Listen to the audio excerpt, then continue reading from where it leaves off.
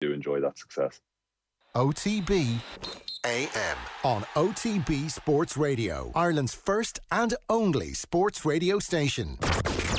They spoke about your arm not being down beside your side. I mean, this is not Irish dancing. OTB Sports Radio. Basketball would have been my main game. The brand new sports radio station from Off the Ball. That's my point. Don't play for us if you're a proud Englishman. Live 24/7 on the OTB Sports app. Alexa, you have a whole new world of possibilities. Now available on otbsports.com. This is OTB Sports Radio. OTB AM. With Gillette, we don't just play the game, we change it. Gillette, made of what matters. 7:58 this morning. You're very welcome along to OTB AM. If you've just joined us, as I said, you're very welcome. For those of you who've been around since 7:30, you've already heard Pádraig Harrington preview the first major of the year. It's the USPGA, and it gets underway today, and we'll be talking about it all weekend here on OTB Sports. Check out the OTB Sports app for updates as the tournament progresses over the course of the week as well. And you've also missed Andrew Alberni talking about smashing a century against England, smashing England in the game that they invented and are rulers of the world in, but Ireland beat them, and we might mention that quite a bit over the next period of time. So for those of you who just get this by podcast, you're also very welcome. Thanks very much for being with us. Did you know we've got a radio station which is a full, live, continuous sports radio station all day, every day, which you can get on the OTB Sports app. Just click the radio button and lo and behold, perfect, top quality sports content in your earballs continuously. Eoin Sheahan, good morning to you. How are you? Not too bad. How are you? I'm good. You've been busy beavering overnight on A Beef is Real. And it's Jadon Sancho versus Manchester City. I'm not going to give any of the stuff away, but if I was Manchester United and I was looking for a hero, we were talking about the commercial value of somebody like Jadon Sancho to an empire like Manchester United. The fact that he hates Manchester City would be one of those things that I would be like, that's worth 20 million. Spend the money, get him in. I think that we're waiting for the first Manchester derby of the year before we can take a proper heat check on just how much Jadon Sancho hates Manchester City. He might not hate them at all. Things didn't end overly well at Manchester City, which we'll get into a little bit later on. But we're more kind of sticking our fingers into the wounds this morning and just trying to figure out how real is the beef? How much does the grudge actually exist? Quite often we can gauge from what a manager says, what a player says, about their feelings towards one another. What Pep has said recently has been quite interesting. He has flat out refused consistently that Jadon Sancho would ever be interested in coming back to Manchester City. It will be the biggest element of the narrative going into the first Manchester derby of the year once Jadon Sancho completes this move.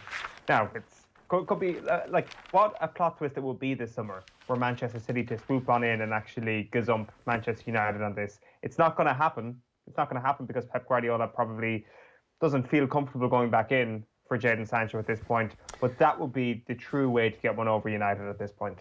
I mean, Manchester United and Paul Pogba, that's been such a stunning success since he came back. So, sometimes you just got to hold your nose and admit that you made a mistake, find an agent to blame in the background, and away you go. That's how this happens.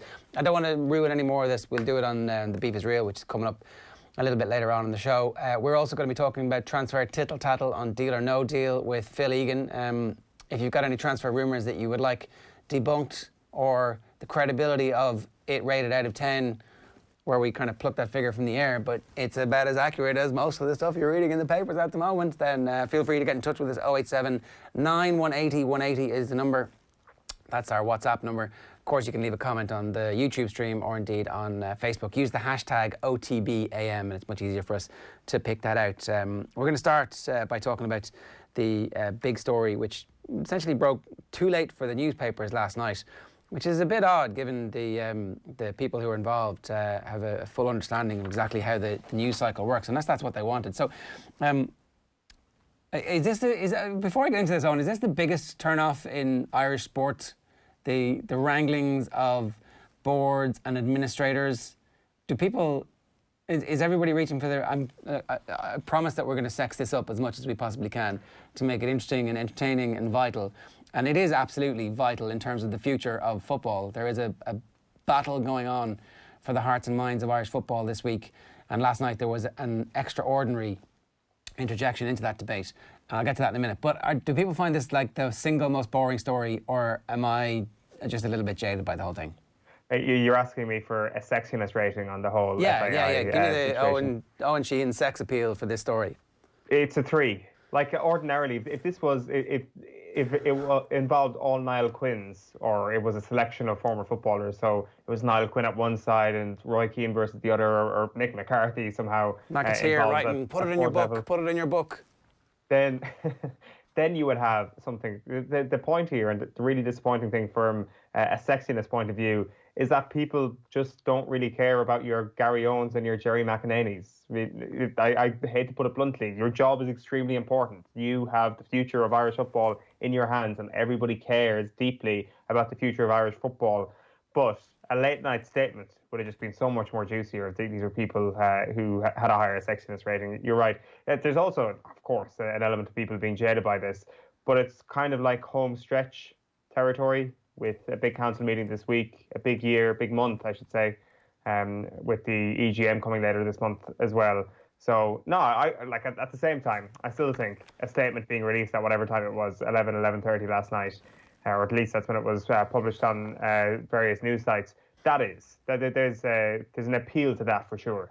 So there was a press conference yesterday where the interim CEO and the interim deputy CEO of the FAI came out to lay out their case, where they're going to try and convince council that the course of action that they're on at the moment is literally the only course of action in town. It's the only way to save the FAI, given the absolute massive debts that the organisation are in. Essentially, if you can remember, the government announced that they would wade in with a bailout, and let's be under no illusions, it is a bailout. It is a short-term loan, but like, look, sometimes these things get kicked down these cans get kicked down the road, and eventually the money disappears over a period of time.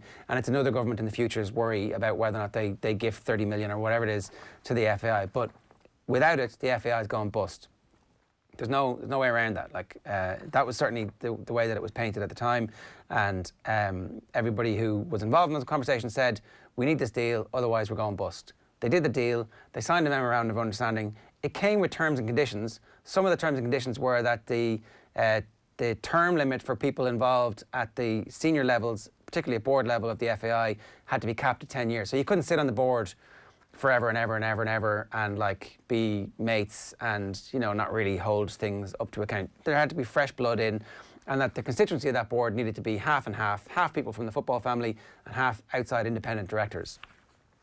Seems fairly reasonable for the investment that the government is making. The FAI at the time signed up to it. And yesterday there was a press conference where, again, the details of this were re-established as part of a very wide-ranging press conference that took in the COVID-19 situation in Waterford, the streaming situation with regards to the League of Ireland, what might happen next year's League of Ireland, what's going to happen with Stephen Kenny, what's going to happen with the two lads who were doing the press conference. And essentially, there was a couple of lines in it about Mark McSharry, who is a Fianna Fáil TD, who has said quite a bit of stuff, some of which the FAI have, again, fairly extraordinarily taken the opportunity to issue statements on in the past and said that he was incorrect about stuff. So again, yesterday in the press conference, Gary Owens, the interim CEO, said that some of the stuff that Mark McSharry had said recently had been incorrect. Last night, this statement arrived at around about 11:30, maybe just after 11 o'clock, and not through the FAI channels, by the way. So it was essentially sent out privately, not through the FAI's media operations, which means that it is a statement direct from certain members of the board of the FAI. The elected directors of the FAI, 5th of August, it stated, the elected directors of the FAI are alarmed at a statement made during a press conference on the 5th of August 2020 by the association's interim CEO, Gary Owens. During the press conference, Mr. Owens refuted a claim made by Fianna Fáil deputy Mark McSharry that MOU, Memorandum of Understanding, with government was signed on the 30th of January without it being discussed at a board meeting earlier that day. So McSharry says the board didn't talk about it at the board meeting. Mr. Owens says McSharry's wrong about that. Here's the statement continues. Mr. Owens went on to claim that, in inverted commas, the board members had the opportunity to review what the terms and conditions were, and they did sign off on it. They didn't sign off on it afterwards, they signed off on it beforehand. And then in brackets, Mark McSharry's wrong on that. And that's the end of the inverted commas. The elected directors wish to state on the record they did not approve the Memorandum of Understanding before it was signed. Therefore, Mr McSharry's statement is correct.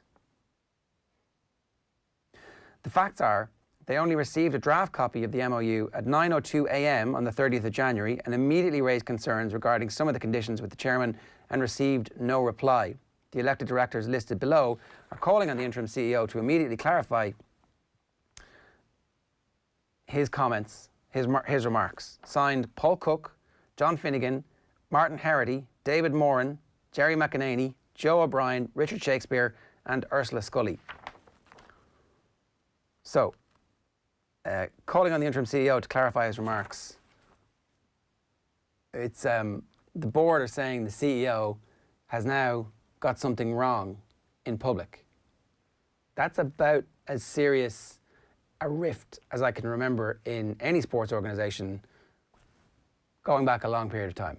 I can't actually remember the board issuing a statement saying that something that their CEO had said is wrong and they need to clarify that immediately. I don't remember this. Oh, and it's like, now this is the board who we know some of them would be gone if the Memorandum of Understanding is actually implemented, because I'm going to count them for you. 1, 2, 3, 4, 5, 6, 7, 8. So that's the 8 elected directors of the FAI.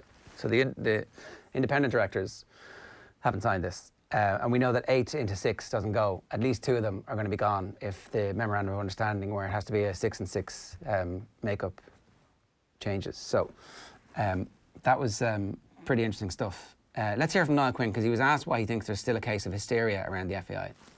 It's about returning the trust, Will, to the game that's obviously missing now, and how do we best do that given the financial predicament we find ourselves in, and the misleading stuff that's out there. You know, you're right, COVID-19 has meant we haven't had a series of meetings, we haven't been able to go face to face with people, we've just got on with it while the narrative went the way it did and hysteria crept in.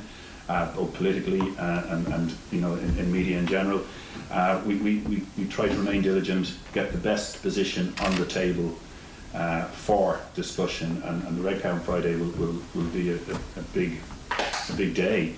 But I think that the misgivings that were out there, you know, as Gary's mentioned, there's another one, you know, that people are going to get turfed out after all the work that they've done. That's not true either. So I think when people understand and weigh up exactly what we're proposing, why it's being proposed, then I would hope that a unity will come around and we will see 6 plus 6, not 6 v 6. Lloyd, you mentioned that there was 12 people appointed externally, but and you talk about the hysteria. I think people generally are really angry about how we got to where we were with Irish football, and for that reason I think they're also wary of the fact that the same mistakes might be made again.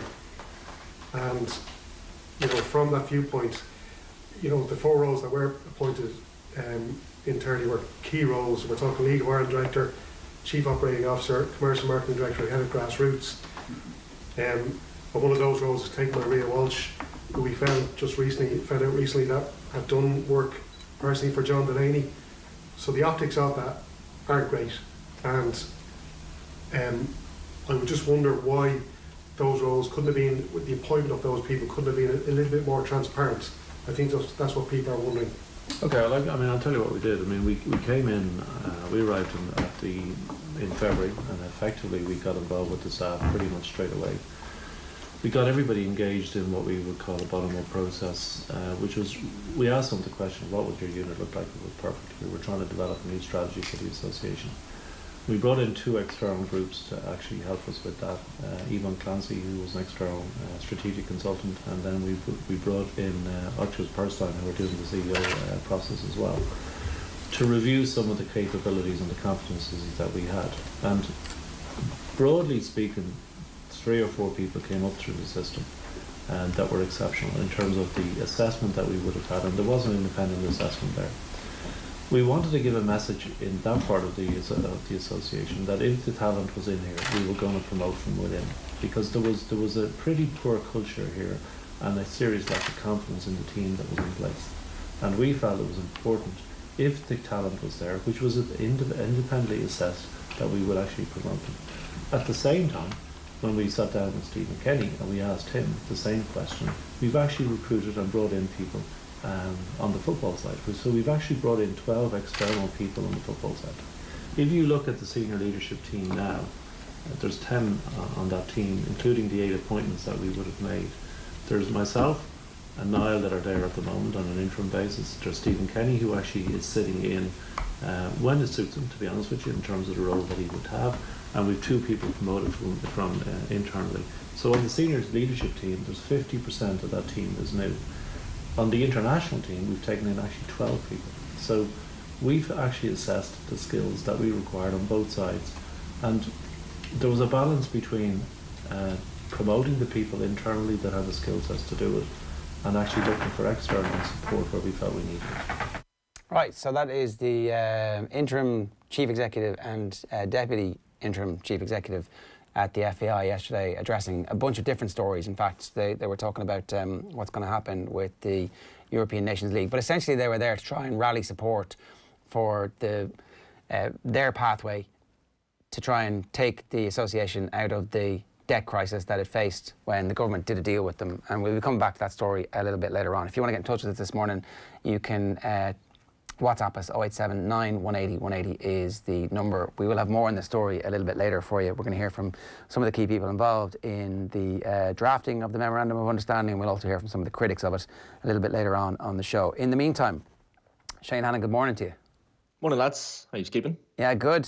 Do you find the FAI political intrigue sexy or a turn-off? Sorry, no. It's a little bit boring, the whole politics thing. I think it's been going on for so long that people are a little bit tired of it. And having said that, I'm come from the county where John Delaney Park still holds pride of place in Clonus. Obviously, politics in the FAI is something that's been around for a while and clearly not going away anytime soon. No, it's not. I think, well, you're a political animal. You love your politics. I thought that maybe this would be the type of thing that you get your sleeves rolled up and you go, wow, who's briefing who and why? Yeah, when the politicians get involved as well, it makes it a little bit more interesting. But no, I don't think. I think we stick to matters on pitch for the sexiness. We've had enough as Irish people. Look, everyone wants a clean FAI, wants a healthy FAI. So let's hope we get there. The one thing I would point out is that Gary Owens did point out that this is unbelievably important, that if this doesn't happen and the bailout from the government doesn't happen, then the FAI is going to go broke and football in this country is going to be set back.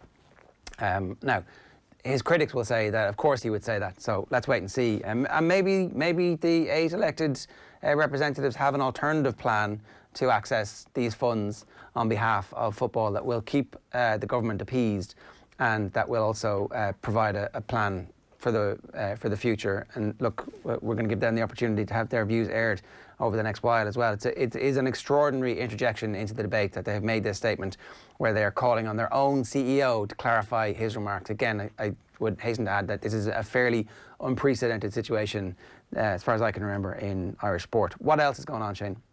Yeah, we'll have a clip from Gary Owens in just a second, but we will start with golf. There is the small matter of the first major of the year. Rory McIlroy hoping to find his pre-lockdown form when that first major takes place later on this afternoon. The Ulsterman will tee up alongside Tiger Woods and world number 1 Justin Thomas at the PGA Championship this afternoon. That's in San Francisco at TPC Harding Park. McIlroy says he knows this tournament will be a different experience. Before the world sort of shut down, I was playing some really good golf, consistent. And then, having that 3-month break, coming back, everything's sort of changed. Everything feels different in the competitive arena anyway. But my game doesn't feel that far away.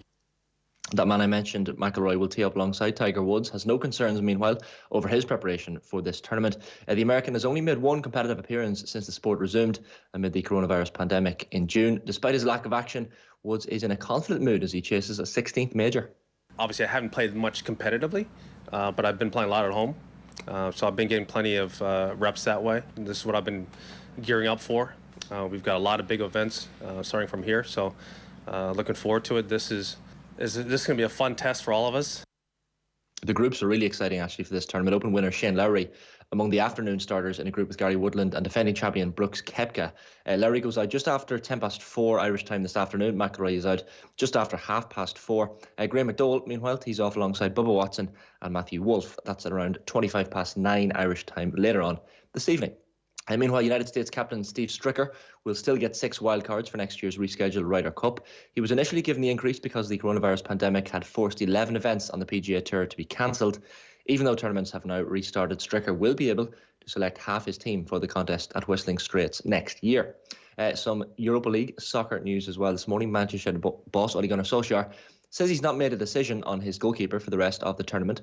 Sergio Romero was between the posts for United's 2-1 win against Lask last night, while regular first choice David De Gea has been criticised for his performances in recent weeks. Solskjaer says either stopper could feature in next week's quarter-final against FC Copenhagen. Well, he's played well tonight, definitely, and I'm not going to say Sergio is the Europa League keeper. It's between him and David all the time. We're going to pick a team that we think is going to win this tournament. So you just have to wait and see. Wolves and Rangers will be looking to book their spots in the last 8 of the competition this evening. Stephen Gerrard's Rangers face an uphill task to do so. They're 3-1 down heading into their away leg of their tie with Bayer Leverkusen, while Wolves and Olympiacos delicately poised, 1-1 going into their second leg. That's at Molyneux this evening. Meanwhile, the new leader of the Scottish Conservative Party, speaking of politics, will be running the line at Ibrox this Sunday for the fixture between Rangers and St Mirren. Away from politics, Douglas Ross is a professional football referee who has officiated Champions League games and is free to be assistant in the Scottish Premiership this weekend, quite interestingly. Meanwhile, Alexis Sanchez's unsuccessful stint at Manchester United is over. United fans will be glad to hear. He'll complete a permanent switch to Inter Milan later, the side he spent last season on loan with. Sanchez managed just 5 goals in 45 appearances for United. Speaking of the FAI, interim CEO Gary Owens says talk of a takeover by stealth at the association is misguided. A meeting of the FAI Council tomorrow will discuss changes in how the FAI is run.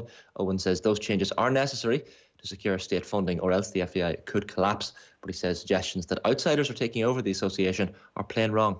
We basically have a council or an AGM who will control the association, and ultimately it's up to them to make the decisions.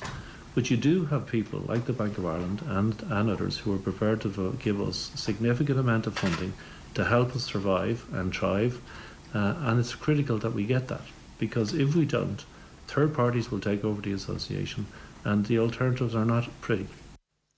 We have a press statement in from the FAI this morning. Nothing to do with that, though. David McGoldrick says it's a real honour and privilege to be named the Republic of Ireland Senior Men's Player of the Year, so congratulations to him.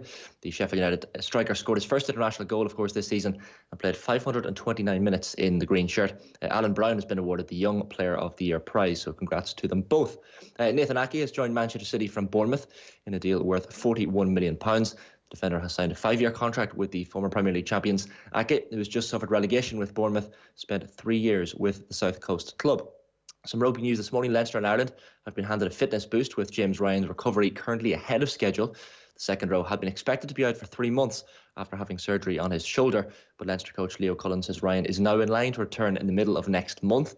He would then be available for the Blues' European quarter-final against Saracens and Ireland's 2 remaining Six Nations matches. Finally for me this morning then, lads, 4-time champion John Higgins resumes a 5-3 down to Kurt Mafflin this morning in their second round match at the World Championships in Sheffield.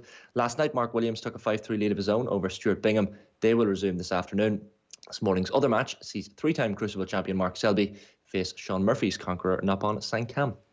All right, Shane, good stuff. Thanks very much for that. That's Shane Hannon with us this morning, and obviously keeping everything up to date on otbsports.com and, of course, on the OTB Sports app as well. If you want to get in touch with us this morning, 0879 180 180 is the number here. OK, so I'll tell you what's coming up on the show this morning. It's 20 minutes past 8. We're going to bring in the sports pages next. We're going to talk about the beef is real. It's Jadon Sancho versus Manchester City. We're going to hear from Sarah Rowe and Sarah Delaney as part of the 20 by 20 campaign.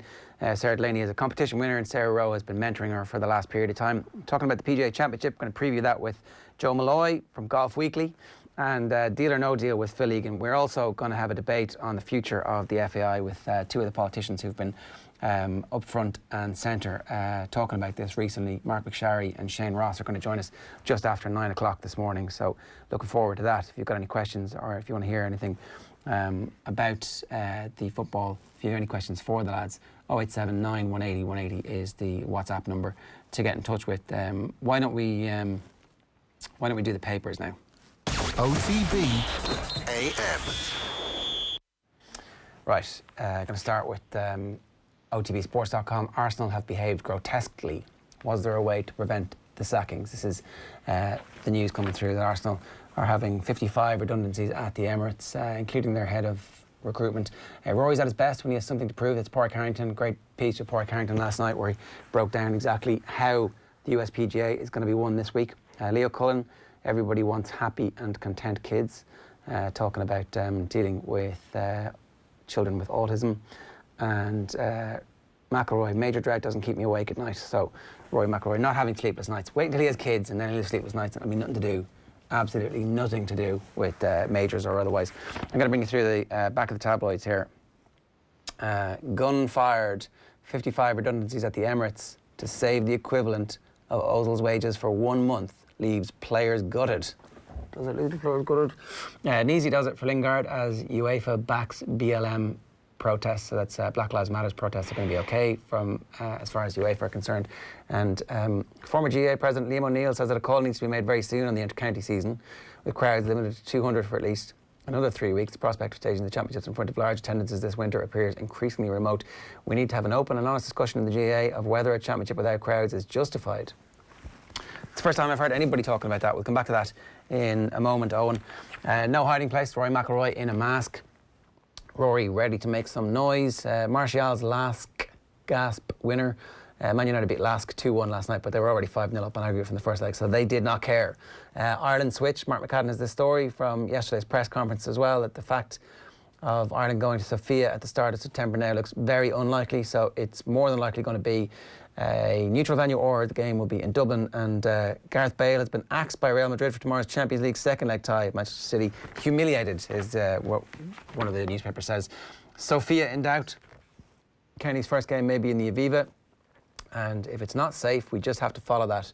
Galway camogie player and GP Katrina Cormacan is disappointed the government haven't increased the 200-person limit for outdoor sporting events, but can understand the reasons why from her experience on the ground as a doctor in Galway City. So I think that's kind of the sense of what we've been talking about as well over the last while, that it would be important at this stage to allow the medical profession and the NFET to decide what's going to happen, because obviously they have all access to all of the information.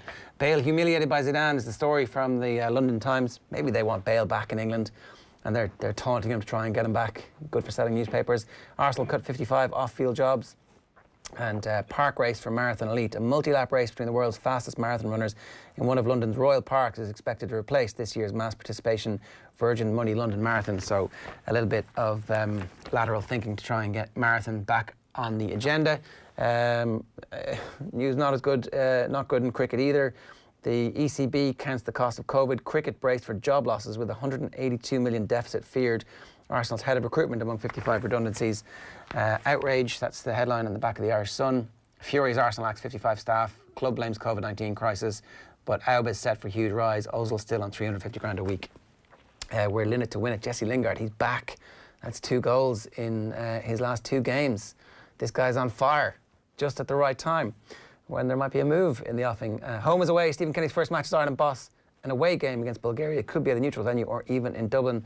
And McIlroy has had 6 of the rest. Rory McIlroy again on the back of the Irish Independent this morning. Dublin switch among options for Kenny's bow as Irish boss. This is obviously the early edition of the Irish Independent. Events last night overtook things. Wexford Club Action averages over 60,000 viewers. So the 4 GA club games that were broadcast by TG Carr and RTE last weekend grabbed close to 10% of the audience share in their time slots. So it's a demonstration, Donncha Boyle says, of the desire for access to live GAA action. The 4 games broadcast had a reach, defined as people who tune in for a minute or more, of 709,400. So they're aggregating all of the figures there to get that 709,000 figure. It's kind of what you do in TV to make it seem like, 6 billion people are watching the Super Bowl. And you're like, that seems like quite a lot of people. The Racing Post back page is Raoul ready to make Wolves stand tall. So there's still obviously European football action for everybody to talk about. Wolves playing Olympiacos tonight. That one kicks off at 8 o'clock. More change at the top for racing as RMG chief steps down. That's a Racecourse Media Group. Their chief executive, Richard Fitzgerald, is leaving after 12 years. It's a business and sport story. And there you go. Switch for Ireland ties, the back of the Herald. Sean, still king of Royal County. That documentary about Sean Boylan getting rave reviews. Fans are flocking to GA on TV, and then look, it's the same kind of stuff from the Telegraph. Is the cricket and Arsenal staff cut, but still obviously spending money. I mean, that's kind of how those businesses work, and that's always going to be the case.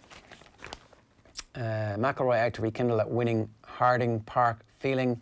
Lowry gears up for some major pressure, so loads of golf there. And Owens makes the case for six-a-side and brighter future for the FAI. That's Brendan O'Brien at yesterday's press conference, as the interim chief executive, Gary Owens, was making the case for unity in the FAI. Little did he know that 8 executive board members were listening intently and ready and poised over their keyboard to send a statement late last night to reject what he had said. One very specific aspect of what he'd said, they went out to bat for Mark McSharry as somebody who obviously was telling the truth, and you've obviously got to wonder where he's getting his information from. So we'll ask him, because he's coming on at 9 o'clock.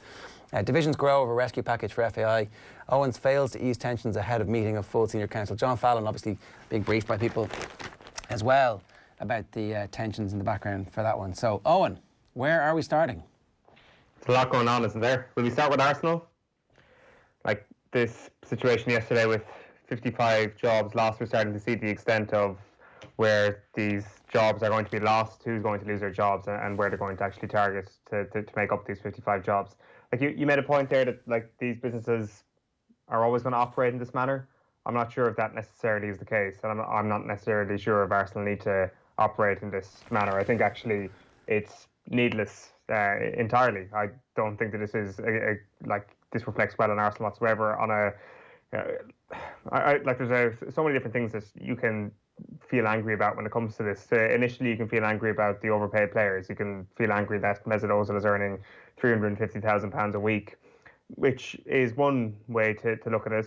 But also, you've got to look at the fact that the club have agreed to pay this guy £350,000 a week, while also operating a business which has moved in a direction that has made 55 people surplus to requirements when push actually came to shove, when things actually got tough and they had to make a decision on who was going to walk the plank at the football club. 55 people have now had to do that. So this is a decision that was made in the club. I mean, if there was a precarious financial situation coming down the tracks, you of course can't see it when there is a pandemic at play.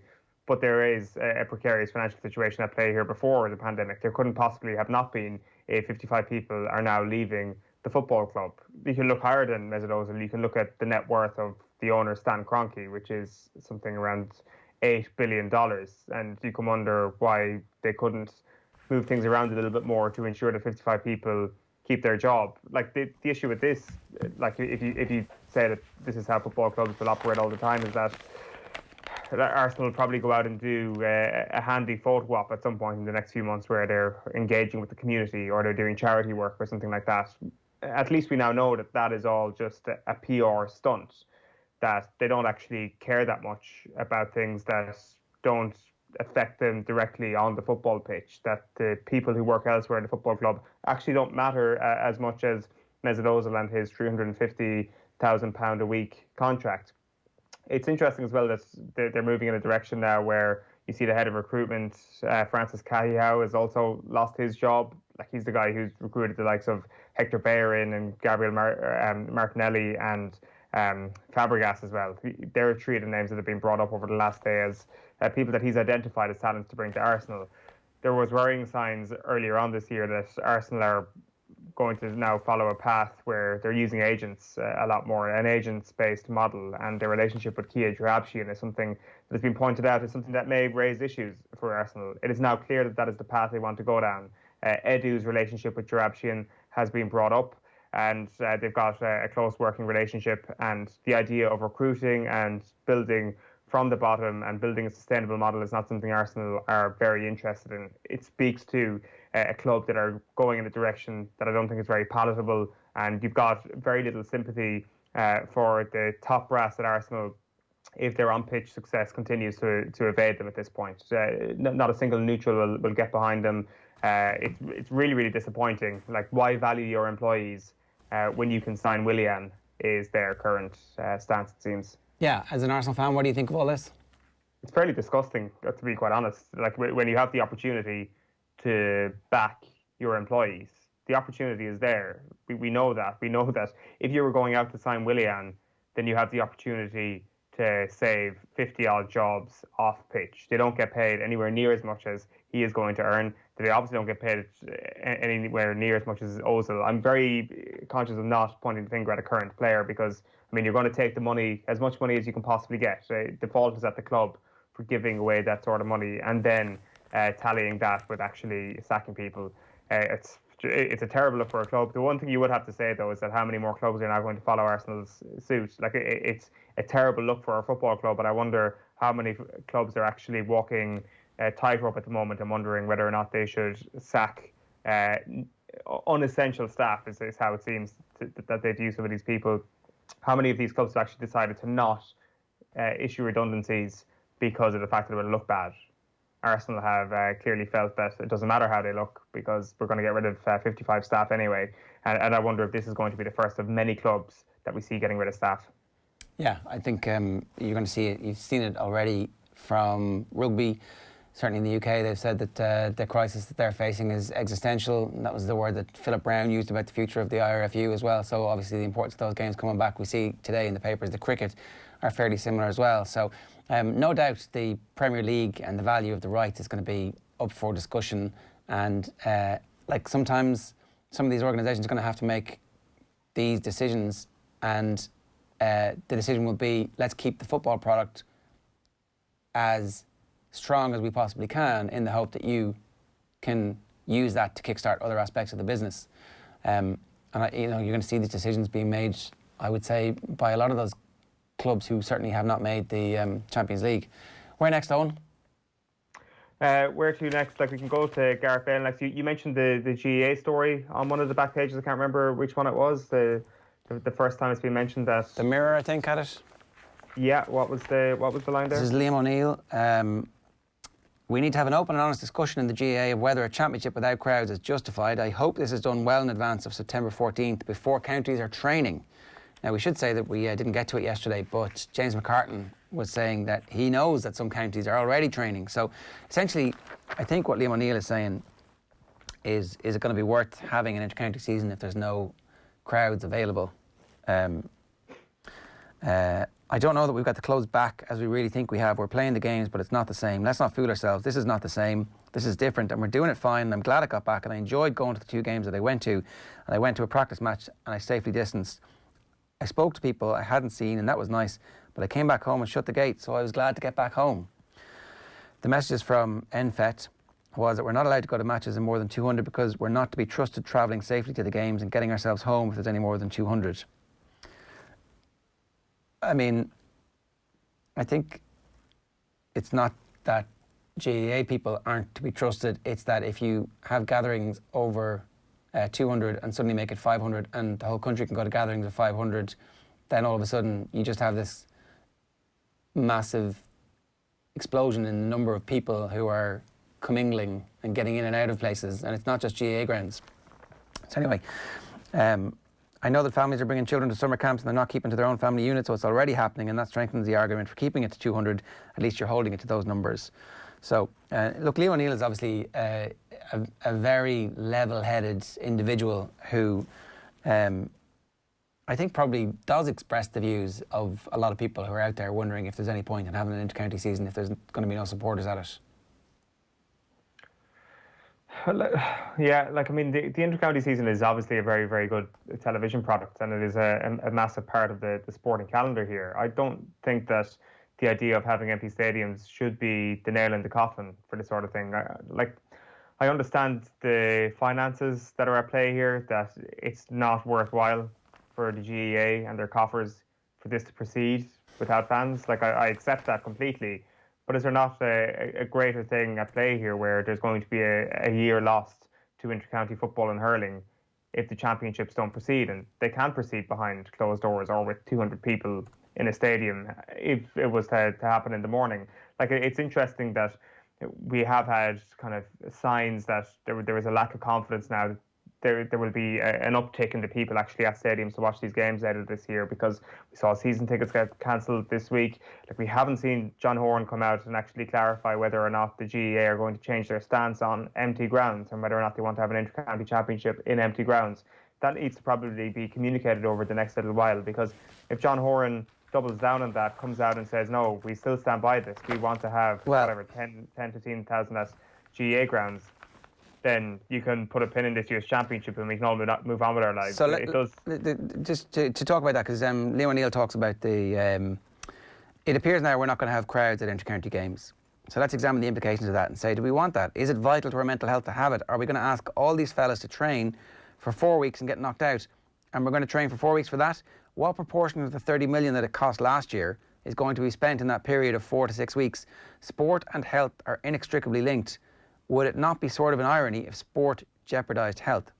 Let me just briefly talk about the money. So that 30 million figure was obviously a huge thrust of the annual report from Croke Park this year. It was like the unstoppable juggernaut of the cost of producing inter-county teams. And it was a bone of contention with the GPA. They issued their statement saying that they felt that they were being targeted and that their players actually need good quality backup support to be able to perform at the level that they're doing. But if there's no inter-county championship, irrespective of whether or not there are supporters there, there'll be no money from the sponsors for the inter-county season, and that's obviously a huge amount of income. And there'll be no money from the broadcasters, or there'll be much reduced money from the broadcasters, who are paying, I think it's about 9 million was the figure in the books that was reported last year. So, like, it's kind of, how much do we save by not having the teams train, and how much do we lose by not having the sponsors pay and the broadcasters pay? And then obviously you're only playing if it's safe to do so. So you have to get the go-ahead, or things have to not be rolled back. We can't be going back to phase 1 or phase 2. So let's assume that we don't go back to phase 1 or phase 2, which, is a big assumption to make. But let's assume that. Is it then just a simple question of economics? They decide, we're going to lose this amount, we're going to make this amount.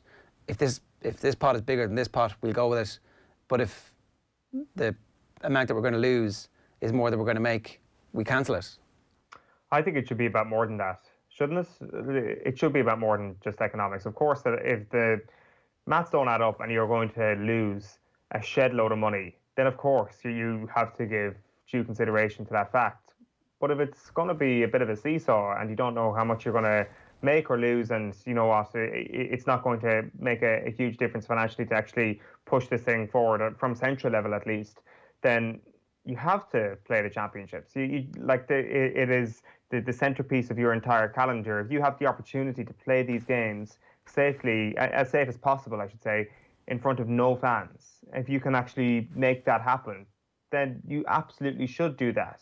And on the balance of things, if the broadcasters do actually come up with the amount of money they feel that they're getting all their games, and that is going into the central coffers, it probably will make financial sense. Where it doesn't make financial sense is going to be on a county-by-county level, and county boards paying extortionate sums of money for preparation fees. And the point there is, you prepare for whatever it is, a month or two, and then you have one game, and then you're out. Well, that's the case every year, except you just got an extra game maybe. You might get your second game or your third game, and then you're out. Like in other years, you could obviously throw in a national league into that, and this kind of feels like a whole new year. It feels like March is a completely different stratosphere to the time we're living in at the moment. But I think that if it's even a question that they might break even from this, you have to crack on with it. I don't think you can be kind of weighing up the figures and say we're not going to make enough of a profit, therefore we shouldn't play the championships. Like, it's the centerpiece of your sporting calendar, and like the GAA should be doing everything within their power, if it is safe to do so, to make them happen. Yeah, so if it's safe to do so, the competition should go ahead, and it shouldn't really be about money.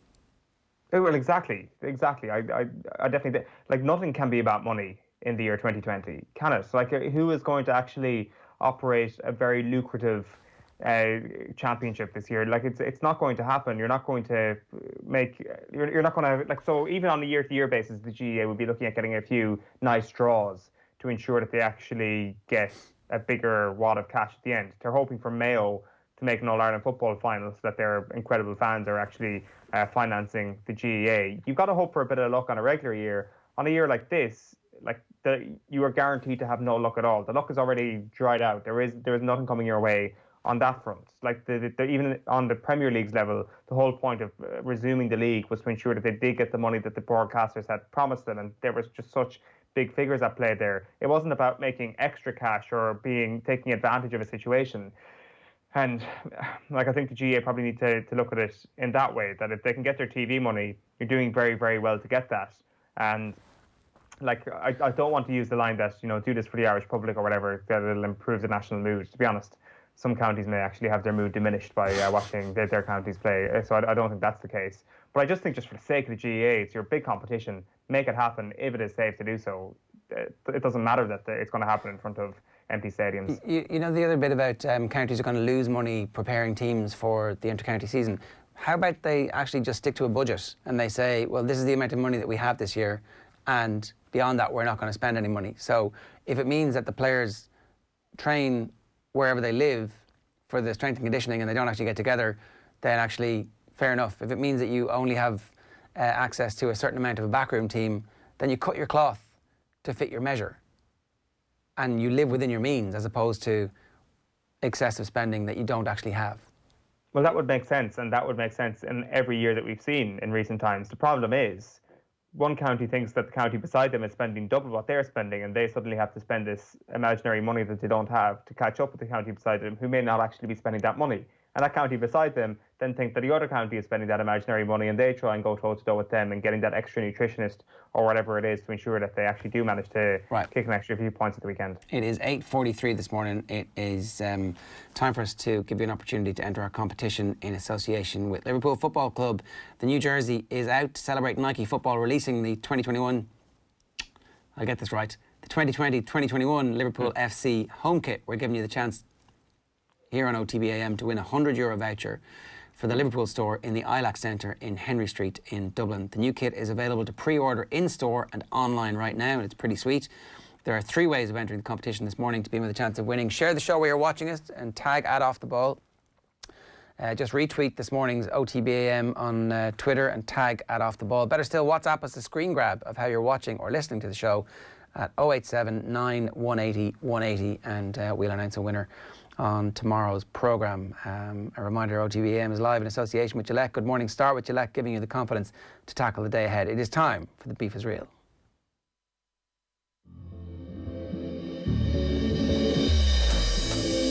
Well, I don't like him, and I don't have to work with people I don't like. Patrick Vieira is 6'4". Starts having a go at Gary Neville. He says, come and have a go at me. You should have gone to Specsavers, Charlie. Well, maybe you should go also then, Jeff, because you couldn't see driving home the other night. Don't you ever talk about me! So I think your arguments back and forward there, Tony. That's the point. I'm wondering... Just let me finish. Let me finish. I'm let you finish. It's pure constipated. You can forget about Sean Kavanagh as far as he's a man. If you're going to be critical, then you've got to make sure you've got something to back it up with, don't you? Maybe the coaches were maybe panicking a little bit. To me, you've got to have a little bit of a better record than that. The beef is real. In a change from scheduled programming, we're going for the FAI Executive Board versus their interim chief. No, I'm only messing. We're not. We're sticking with the original plan here, and that is Jadon Sancho versus Manchester City. Oh, and a lot of us don't really know that much about the split that happened. You know, it's like ex-City player. It's like, oh yeah, that happened. He went off. He was very brave. He went to Dortmund. His career has exploded. He's worth an absolute fortune. What's the truth here, Eoin? What is the truth? You're asking me, is the beef indeed real here? And that's a question I've asked myself quite a bit over the last few days looking into this, probably inquiring more about attention here and whether or not a true grudge can develop. We're talking about Jadon Sancho and Manchester City, whether or not there is a problem between the two parties. Like, he did leave the club in not overly great circumstances, and now he is going to join Manchester United. I mean, if there isn't the inkling of the start of a potential grudge there, then I don't know what could possibly be the start of a potential grudge. Let's bring this all the way back, and let's start things off by going all the way back to Jadon Sancho's early days at Manchester City. And there was a great piece done in Der Spiegel, thanks to Football Leaks as well, a few years ago, where we got to see what Manchester City scouts were saying about Sancho as a kid. making his way in the Watford youth setup. And after playing a game at the 2011 London Youth Games, a Manchester City scout said about Sancho that he single-handedly dismantled the likes of Arsenal and Chelsea on his own, playing in a poor team. They were interested from a very, very young age here. He was 11 at that point. 3 years later, City come in to actually sign him. They make him an offer of, they make Watford an offer of £50,000, which they had marked as his correct value at the time. But by the time the negotiations ended, which was in February 2015, Watford had agreed to take £150,000 for Sancho, who was 14 years old at this point. Also, there was $500,000 in bonuses going if he made 10 first-team appearances. So what I'm trying to say here, Ger, is that City really wanted this kid. City were prepared to pay whatever it would take to ensure that Watford's Jadon Sancho became Manchester City's Jadon Sancho. Now, Football Leaks also reveals that Manchester City almost broke rules regarding monetary incentives to minors. In another leaked document, it was a letter to Sancho's father. The club had already earmarked a salary and bonuses for the kid once he became a professional. Now, I should say that the FAI investigated this and found that no malpractice occurred. But again, this is just to hammer home the point. Sancho was 14. City were all in on this kid's future. Now, things went pretty well for Sancho at underage level with Manchester City. He seemed to be worth every penny that Watford had received, and it wasn't long before Pep Guardiola had his eye on him. Now, let's go to a clip here, because in a documentary on the Manchester City YouTube channel, here is Sancho himself as a City player speaking about his first time getting called up to the first team and working with Pep. I was with a couple friends. I got a message. I clicked on the message and then it said, "You've been selected to train with the first team." I just couldn't stop smiling. I called my dad, called my mom, everyone. And then one day when I saw Pep, I just couldn't stop smiling. And when I walked on the training pitch, I was very nervous, very nervous. But I just remember what my dad said, no pressure. With Aaron and Javira, just no pressure. So I just kept my head low. Just knowing Sterling was next to me, I just kept my head low, just, kept on moving it. And then Pep came out, and then he came over to me, and I shook his hand, and then he put his arm around me, and then I think that's when that picture was taken. And then he was just giving me great advice. He's seen what I can do, and he wants me to improve on certain stuff. It was like, he don't care if I lose the ball 1,000 times. He knows what I'm capable of. He loves him. Pep loves him. Pep loved him like a son. Like a son, like a son. Now, you will have also seen in that clip, for anybody with eagle eyes at home, that Phil Foden was walking into the training ground with Sancho before those photographs of Pep. This is interesting as well, because to go back to this Der Spiegel piece, it claimed in this piece that Foden and Sancho actually got into an altercation with each other in the academy and had to be separated. There was a couple of issues now with Jadon Sancho from Manchester City's point of view. That was one. That altercation was before the clip we had seen. Sancho had other issues. He often showed up late to training. That was a particular issue. Got into trouble with teachers and had to serve detention on a number of occasions. Come on. Who cares? I agree. Well, there is this law firm then that specialised in reputation management, which wrote in June 2015 that Sancho gives an impression, which may not be the case, that he is self-important and revelling in his current relative fame. The law firm also suggested that he should make more of an effort to present himself as humble and hardworking. A little bit unfair on a kid, you would have thought. I think also, I don't like that. I mean, that's, I don't know if you've listened to the Cam Newton documentary series at the moment, but the owner of the Carolina Panthers, when they signed Cam Newton, was like, I asked him if he had any tattoos, and he said no, and I asked him, what else, and he's like, think I'd grow my hair long? I was like, no, don't do that. And it's like, hang on a second, stop talking like this. That's pretty disgusting. So, a young, very successful, proud black man needs to be more humble, says a law firm. I'm out on that law firm. I agree. I'm with you on that. So let's fast forward to 2017, because this is where things start to get even more interesting. So in May of that year, Manchester City chairman Khaldoon Al-Mubarak name checks Sancho as one of the kids who is going to make the first team that following season. I always found that interesting whenever he used to wade in on footballing matters in particular. So he said, these are players that if you ask Pep today, he will tell you they can and will be first team players at Manchester City. Pep spends a lot of time watching our academy players compete. That is what we are trying to build in terms of an ethos in this club. But Pep, he was a little bit more cautious about the whole thing. He said that some of the youngsters will come to the United States on our pre-season tour. They're 16, 17 or 18. The quality is there, but maybe not in the next year. Next season, most of them will be training with us, and we are going to see how they are. But Sancho wasn't willing to wait. He was locked into his scholarship contract until 2018, but now, 17 years old in 2017, he wanted to play first-team football. Now, that request couldn't be granted immediately, and Sancho terminated his scholarship contract. And then it became a bit of a bidding war for the player. But as soon as you terminate one contract with a club, perhaps it seemed that City were never going to get his hands on him when it came to the professional contract. They did offer him 30 grand a week, but Borussia Dortmund were on high alert. They had scouted the guy, and they swooped in to pick him up in the summer of 2017 for €8 million. The questions here then are, could Manchester City have done more to keep him?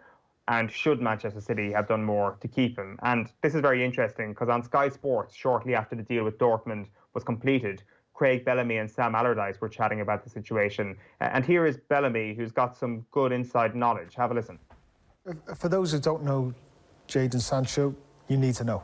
He's that good. Well, give me a level. How good is he? Listen, I was fully aware of him when he was at Watford.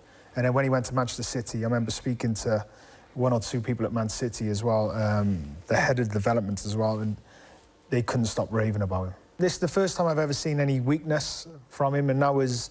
Why is it a weakness? Look, I wouldn't say weak... Well, I will say weakness because he didn't quite get his... He wanted to go on pre-season tour, which he's seen one or two players who he felt he was better than going on pre-season tour, so he was left behind. OK, disappointed, but then he didn't come into training. And at a club like Manchester City with Pep Guardiola, hold on a second, you're... Well, that's a big... For me, as a manager, that's a big worry. You're 17 years of age. If somebody's doing those type of tactics at such a young age, that's and it's sort of forced Manchester City's hand then. So there you go. Sancho doesn't get his game on the US tour and doesn't show up to training. At that point, you suspect Pep has no doubt that he's going to cut Sancho loose and away he goes. So there was always a chance as well at that point that you let a kid go, there's a chance he tanks, especially when he goes abroad. Well, if you're City, you're hoping he tanks. But if you're Jadon Sancho, there's also, like, just flip that around a little bit. You think you're ready to go. You've been told by the owner, you've been name-checked by the owner that you're ready for this. You're heralded as part of the future of the club. And all of a sudden, they're like, no, you can't come on pre-season tour. Now, maybe there was a conversation where they explained why that was happening. They felt that he needed to do X, Y, and Z. Maybe there wasn't, though. Maybe that was like reputation management company that we have spent money on says you need to be humble. Here's us showing you how to be humble. And he's like, well, actually, you know what? I back myself here. I back myself to be a player who's good enough to get into your team. I mean, their team was pretty good at that time. But now he's good enough to get into that team. Now, they would love to have him. Without question. And it's at this moment where it seems that Pep Guardiola felt a little bit offended, I think, by his decision to go away. Like, as you said, we hoped, or Manchester City had hoped, that Jadon Sancho would go abroad and City would have the last laugh and Sancho wouldn't live up to his own lofty expectations, but that doesn't happen at all. He absolutely flies it abroad, has become an absolute sensation, and is set to command the largest transfer fee ever paid for a British footballer. And let's actually hear from Pep Guardiola on this, because it'll be interesting to hear this, because he was speaking about Sancho in 2018, right after Sancho had made his England debut. We know what we have done with Jadon in terms we wanted. We did absolutely everything. He decided to move on to Germany. All the best. So he's doing really well. So he started his career, and hopefully he can achieve what he was looking for. And the best is a good signal for the England, the young players going there, because it's so important for the future. And I'm glad he's playing well, and he played good the minutes he played against the first team. So. All the best. And obviously he was someone who was very highly rated by the club. Would it be possible that he could come back here in the future, or is he? I don't know. Football, you never say no, but I don't know. I think when he decides to move on from here, it's because he doesn't want to be here. And when he doesn't want to be here, knowing he wanted to be here, when he doesn't want to be here, I think he's not looking forward to come back here. So that is what I think right now. But maybe in the future, new club, new managers, or I don't know what happened. Football, you never know. The beef is real. The body language is very, very interesting there. So that was 2018. If you think that his opinion has changed in the 2 years, well, let's just play one last clip, because here is what Pep Guardiola had to say when asked about Jadon Sancho potentially coming back to the Premier League. He was speaking last month. He decided to leave. Why should he decide to come back? So we want him to stay with him, like a process like Eric Garcia and Phil. He decided, because like Leroy now, like myself, I decide to move. Now countries to be manager, it's going to happen. So when he decide to move to Dortmund, it's not because he's going to decide come back 1 year later. So it would not be sense of this. He didn't want to be here, so that's why I think he doesn't want to come back here. So just to wrap things up, a couple of questions you could ask. By the way, I'm definitely with you on the whole idea of judging any kid in an academy by the standards of an adult at this point. I think every kid should be allowed to develop at whatever pace he wants to, express himself in whatever way he wants to. That should be encouraged, in fact. You would wonder then, could Manchester City have done more to ensure that they wouldn't be in a position to regret letting him go years later? Because you suspect that there's a little tinge of regret at the moment. Now, in fairness, they did do a bit to ensure that they would avoid a sense of regret. In the deal with Dortmund, it was written into the agreement that if Dortmund decided to accept a transfer offer from another club, they would first have to inform City about the pending deal. City would then have the chance to make an offer. So you assume that that's been offered to Manchester City this summer to actually re-sign Jadon Sancho. We just heard from Pep Guardiola why that's not going to happen. But if Sancho did ultimately transfer to a third team, it was written into the contract, City would receive a share of the fee. So that looks set to happen now. He's going to join Manchester United, and it seems that City will get 15 million quid for their troubles in the deal. But it's going to be very interesting, as I said, how the first Manchester derby of the season goes. Like, was this all just a sequence of unfortunate events where a young kid potentially wasn't ready for Pep Guardiola's demands? Or is the beef very, very, very real? The beef is real. And I'm saying if I'm Man United, spend the extra 15 million because you're going to get it back straight away from everybody going, this guy hates Man City. We love him already before he steps on the pitch. That's like a little key aspect to this. A commercial juggernaut that is Manchester United can absolutely get behind that. So the beef is real. We are, what are we, bang on 9 o'clock this morning, a packed hour to come. John Molloy talking to us about the PGA Championship. It gets underway today. Sarah Rowe and Sarah Delaney, part of the 20 by 20 mentoring campaign. Deal or no deal with Phil. But up next, Fianna Fáil TD Mark McSharry and the former Minister for Sport, Shane Ross, join us right after this. OTB AM. This is OTB Sports Radio. Looking for a football show with a bit of a twist? So I know the likes of Griezmann's big into his fashion. You wanted a lot. One question he actually asked me was, could he make his studs light up when he runs? Team 33, the football magazine show for the football purists. Yeah, the Nike Mercurials from 1998, if you just show that boot to an entire generation of people, and they just get instantly nostalgic and remember everything from that era. The very best interviews with the cult heroes of the past and a look at the cultural side of football. Team 33, live at 9 p.m. every Friday on OTB Sports Radio. Live 24/7 on the OTB Sports app. Now, coaching and you, what do you think you'll get back into coaching? I don't know. I've been frustrated. I've really enjoyed what I've been doing in the media for the last number of years. The last series. Your reputation has grown and grown and grown. I think, like, it's funny because you've had that huge career and successes, but in the last few years, through your media work, it's like people really appreciate you more now, more than, I don't know, maybe I'm wrong, but when you were actually coaching and playing and involved in the game. Well, I don't know. I don't know. I don't know if that's the case. Yeah, it might not be the case. But it may not be the case. You might be just saying nice things. No, I really think there's been like I remember moving into. I remember we were at the charity. It's not like the charity soccer matches. Event. Yeah, the World Refugee Day. Yeah. And you were playing up in the King's Inn. And I said, "Oh, it's great to see you, Brian. You've had such a huge comeback." You know, it's like I don't know. It was like. Well, I never. It was not really a comeback. I never retired. I mean, look, you know, I haven't had an opportunity that attracted me over the last few years. But I would like to have a go again at running a team.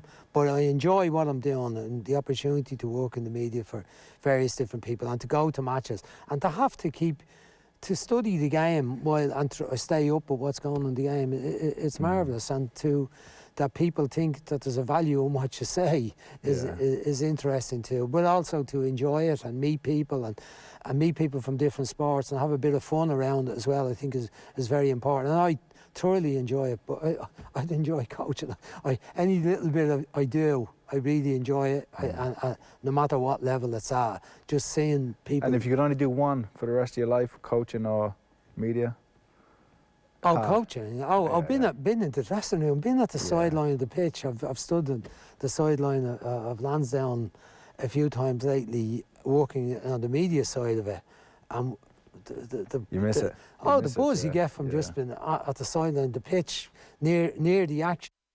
Now that the UEFA Champions League has returned, OTB has teamed up with Pepsi Max and Doritos to bring you another brilliant roadshow, but with a difference. Our very own Nathan Murphy will be joined by David Myler. I just seen Kenny Dalglish out of the corner of my eye. Chris Sutton, Stilian Petrov, Neil Lennon and Jason McAteer. You could keep a squad of 20, 22, 23 players happy. For a very special remote roadshow. It can only be experienced by picking up our special code to view over Zoom, so keep your eyes peeled on how to win on our social channels. Pepsi Max and Doritos, it's back, get ready. See otbsports.com or search OTB Sports in the App Store for more. OTB AM. With Gillette, we don't just play the game, we change it. Gillette, made of what matters. It is 9:03 here this morning on OTB AM. In the ad break there, you would have seen a little bit of the latest episode of Andy Lee Meets. He's in conversation with Brian Kerr. It's all part of our new series, Andy Lee Meets, in association with Seat. The new Seat Leon is the brand's first fully connected car. It's been a brilliant series so far. He's spoken to musicians, he's spoken to actors, and obviously in the very grand setting of the 3 Arena there, it was Andy and Brian Kerr on stage. We're really looking forward to being in a scenario where we're able to have people at those events. And I hope you also heard in the ad break there that we're starting our first in our new series of remote roadshows in association with Pepsi and Doritos. The tickets for that will be available through the OTB Sports app. So make sure you get the OTB Sports app in the App Store. Just search OTB Sports. Now, it's been a very, very interesting 24 hours. It's been a very interesting few months, really, in the history of the Football Association of Ireland. And it's going to be a very interesting next couple of weeks as well, because everything is on the line at the moment with regards to the future of football in this country, and it stretches all the way back to the deal that was done to keep the FAI in place and the memorandum of understanding that was signed at that point, which has now become a lightning rod for the controversy which exists within the FAI between the executive and between the board. And it came to a head last night when the board issued a statement, not through the FAI's media channels. So we're going to get into that with Mark McSharry and with Shane Ross in just a moment. Let's just hear from Niall Quinn at yesterday's FAI press conference. To put it, I suppose, quite bluntly, is it almost this plan or bust? I think it is. I mean, we have got to the point where we have finished all the discussions. So, like, the government ministers have met our board, the government ministers have met ourselves, the UEFA and FIFA have met our board. We have really exhausted all the discussions, and I mean, there's a very clear message in that. You know, we need to put in place good governance reform, and the association will, no doubt in my mind, will thrive as a result of it. Because any conversations I've even had with potential sponsors, the first thing they want to know is that you have proper governance in place. And if you have proper governance, they'll invest in it, because we have a fantastic sport. We have thousands and thousands of people participating in it, but we're not actually getting the value out of it. And so look at our facilities compared to other sports, and look at our facilities compared to other European countries. If we were way above our weight, we would have much better facilities all around the country. And that's ultimately what the players on the ground, what our people at grassroots want, what our League of Ireland clubs want. How do you get that? You get that through proper confidence, funding, through government and stakeholders who are interested in helping you. There's a lot to play for. It's about returning the trust will to the game that's obviously missing now, and how do we best do that given the financial predicament we find ourselves in, and the misleading stuff that's out there. You know, you're right, COVID-19 has meant we haven't had a series of meetings, we haven't been able to go face to face with people, we've just got on with it while the narrative went the way it did and hysteria crept in, both politically and you know, in media in general. We try to remain diligent, get the best position on the table for discussion, and the Red Count Friday will be a big day. But I think that the misgivings that were out there, you know, as Gary's mentioned, there's another one, you know, that people are going to get turfed out after all the work that they've done. That's not true either. So I think when people understand and weigh up exactly what we're proposing, why it's being proposed, then I would hope that a unity will come around and we will see 6 + 6, not 6 v 6. Yeah, that has become kind of the key issue here, is the makeup of the board, which ultimately seems to be quite a small issue in the overall history and future of the Football Association of Ireland. But it has become the key issue, and some very interesting details in John Fallon's piece today in the Irish Times. He's seen an email chain in the immediate aftermath of the Memorandum of Understanding being signed. And look, again, we can get lost in the weeds of this, but essentially the FAI needed a bailout. They needed a bank loan, and they needed the government to act as guarantors to rubber stamp that bank loan to make sure that if anything happened down the line, they would stand in. So it you know, it looks and sounds a little bit like a bailout, and so a lot of people have assumed that it is one. As soon as the Memorandum of Understanding was issued to the board, several of them got in touch and said that they would find it difficult to sell this to the grassroots. Roy, just Gary Owen said, and this is, he had this to say in the sequence of events: the process was quite fast at the end, but the board members had the same opportunity to review what the terms and conditions of the Memorandum of Understanding were, and they signed off on it. It was approved beforehand, even I would say reluctantly approved. Not so according to the football cohort, and the Irish Times say that they've seen an email chain which the email gets sent out at 9:02. I don't believe we'll be able to deliver on the amended corporate governance enhancements. The original review was an extremely hard sell. That's said Dick Shakespeare, who gets back within an hour. Dave Moran then says, I agree with Dick. Yes, the football family had to take some pain, but 6 independent directors from 12 would be difficult to push through. And then Vice President Paul Cook says, I agree with Dick and Dave. Quick thought that it might be easier for the board increasing to 14. And then Joe O'Brien comes in and says, as this is a memorandum of understanding, do you have any room to manoeuvre? The document seems to be a collaboration of various stakeholders, all except the main ones, ourselves. That's the people on the board who have been elected. And so the people involved there are Dave Moran, Dick Shakespeare, and Paul Cook and Joe O'Brien, 4 of whom are signatories. The other signatories to the statement that came out last night: John Finnegan, Martin Harity, and Ursula Scully. If I missed anybody, Jerry McEnany on that one as well. Mark McSharry gets a mention in the statement last night. During the press conference, Mr Owens refuted a claim made by Fianna Fáil deputy Mark McSharry that a memorandum of understanding with government was signed on the 30th of January without it being discussed at a board meeting earlier that day. Mr Owens went on to claim the board members had the opportunity to review the terms and conditions and they did sign off on it. They didn't sign off on it afterwards, they signed off on it beforehand. Now, I haven't seen that quote anywhere else today, and it certainly wasn't in the broadcast section yesterday. So obviously the board have seen the press conference, or members of the board appear to have seen the press conference that was just for the written media yesterday as well. Deputy Mark McSharry is with us this morning. Good morning to you. Good morning. So you seem to have fairly accurately surmised what the board are thinking at this point, Mark. How did that happen? Well, I suppose first, the FAI kind of issue, the latest issue, as opposed to the scandals of the past, about 5 months ago, came across my desk from ordinary jersey washers and pitch markers and some council members and so on throughout the country. So I started to look into the story and the governance issues which underpin the actions of the last number of months, which given my own background in the Public Accounts Committee and others, was a problem. And so I took the opportunity to put a number of things on the record at the Dáil. Initially, the independent chairman refuted in a much publicised last night statement by RTE, who seemed to have missed the boat of this particular story since yesterday, but thanks to yourselves. The following week, the independent chairman called that I checked my facts. So I forensically checked my facts in the week that intervened and made another statement in the Dáil, which seems to have been borne out now by a statement by 8 of the 12 directors of the FAI last night, which I welcome. Look, all of us are committed to a renewed FAI and one that operates to the highest standard of governance and promoting the game at all levels.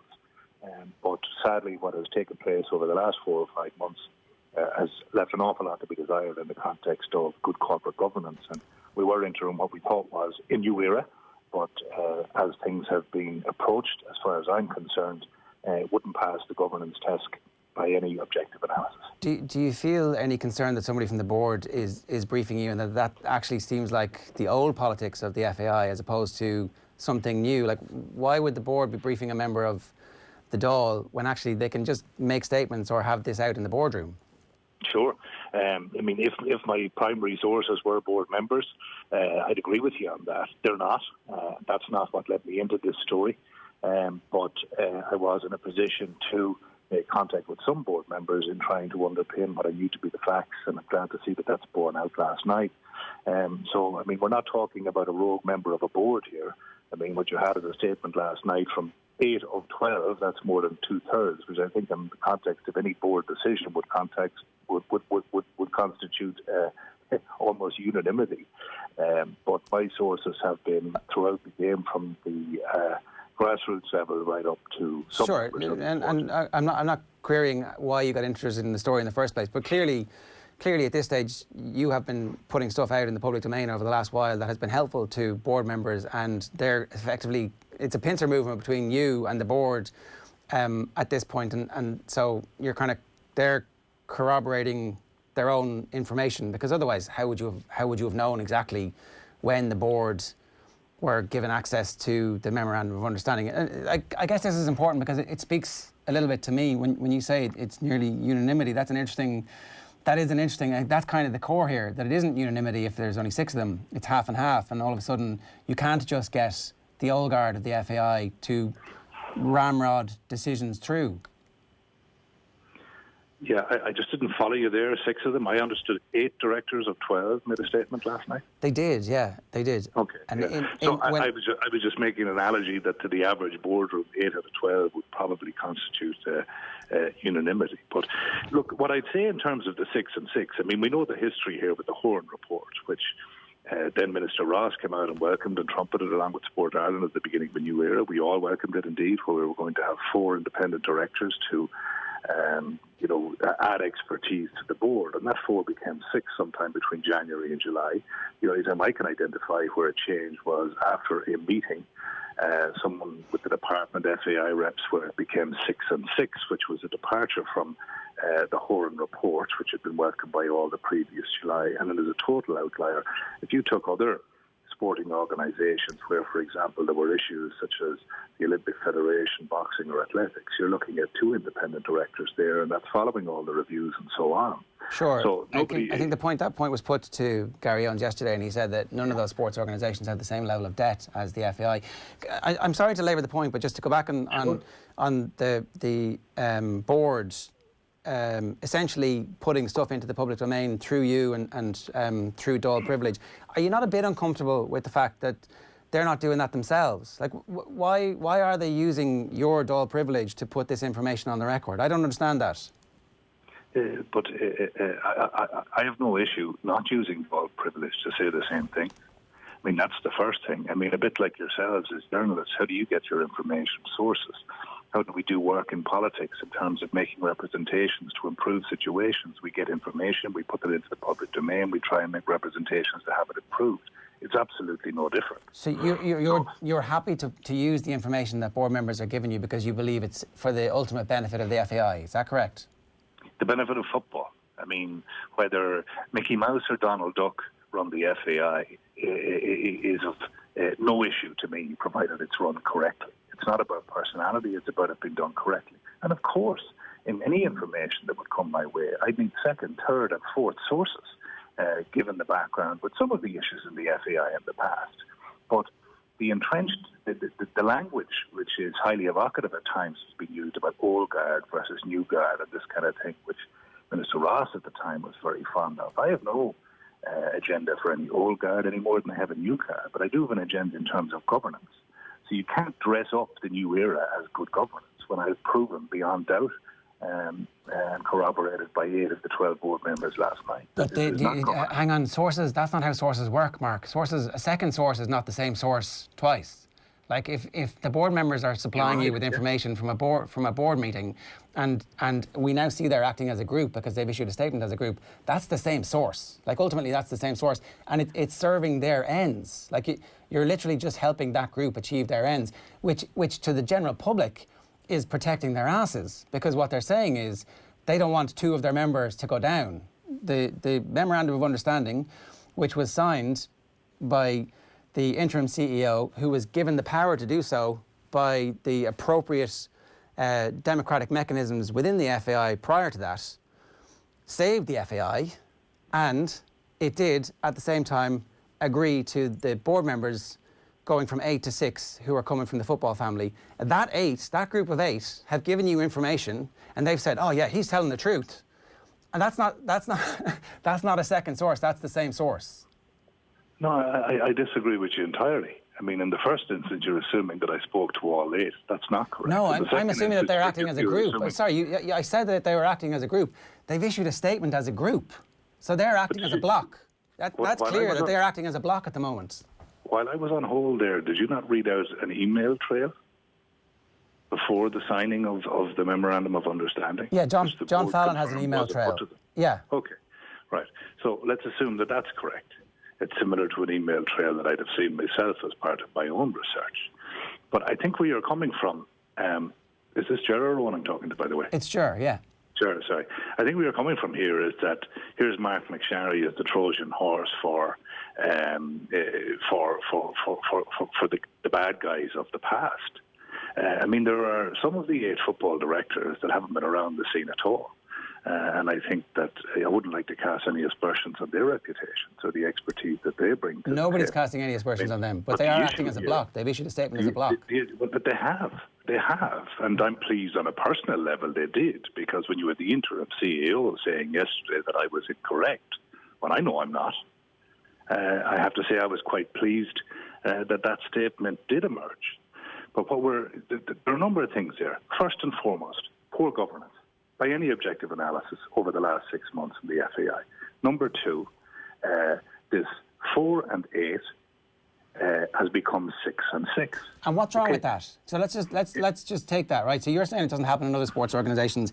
Like what my neighbour does is always the worst thing to define what I'm going to do. So can I ask you, and you're a sports journalist who have a lot more experience than me, can you name one other organisation in the world that has an independent majority? It's not a majority. It's not 6 and 6 is not a majority, right? So it is, because the independent chairman is the casting vote. And actually, the independent chairman can hand that casting vote over to the president, and the AGM can decide that. That was all dealt with in the half-an-hour press conference yesterday. So let me ask you, the AGM is the power broker here. Why does it matter? Is the question. What everybody wants to know is why is this the point in which you are trying to make everybody focus at the moment, when the clear focus should be on the massive debt mountain that the FAI have managed to walk themselves into over the last decade? And unless you have the appropriate governance structures in place, it doesn't matter how big or small the debt mountain is. I won't have confidence as somebody who's responsible ultimately for taxpayers' money. Okay, that's a good point, right? So that's where I'm coming from. And how has the football family proven itself capable of doing this? I'm not happy with the governance structures that are in place, because there has been too many obscure processes that have taken place. Last night's statement seemed to, as far as I'm concerned, confirm that. I also highlighted other governance questions, both in the Dáil and in the following week in the Sunday Independent in an article that I wrote, and those issues are still there. But we're setting up the FAI as a total outlier in world sport in terms of the configuration of the board. There is no sport. Why is that an issue? Why is that an issue? And why is the assumption that the people... So we've seen an appointment from somebody who is a football coach at under 9 level in Drumcondra, is one of the independent directors, who also happens to understand how the departments work. Somebody who is incredibly well qualified. There's an assumption that he is somehow going to be against the 6 football directors, even though he's clearly a football man. By whatever standards, he's clearly a football man. Why is the assumption that these independent directors are somehow going to be at war with the 6 directors? That doesn't make any sense. I mean, they could be all football people in terms of they've played the game at different levels or maybe coached underage. But I mean, there is a structure in place. It's a members, not-for-profit organisation, and they elect board members. And that particular director, while he'd be an asset to any organisation if he wasn't so busy in the Department of Public Expenditure, he has downtime, and this is a voluntary position. I think that's a cheap jibe. I actually think that's a cheap jibe, to be honest. Well, that's a matter for you to decide, but it's what I believe, and it's what I put on the record at the House. And he's too busy to be an independent director that meets once a month, is what you're saying, and so therefore he shouldn't have taken the job. Is that what you're saying? Well, I mean, as far as I was concerned, that there was questions around conflicts of interest there. What's the conflict of interest? Well, on one hand, you're party to the organisation handing out the money, and on the other hand, you're part of the organisation spending it. I guess that's up for the FAI and for him to decide, and you've put that on the record. The point about him being too busy, I think, is everybody needs to have some downtime, and if we're asking our civil servants not to be involved in public life outside of their job, then we're probably asking them not to have a good work-life balance. And I think it's important that we actually do encourage volunteers to get involved in local sport and at governance level, particularly when they have the expertise and experience to do that.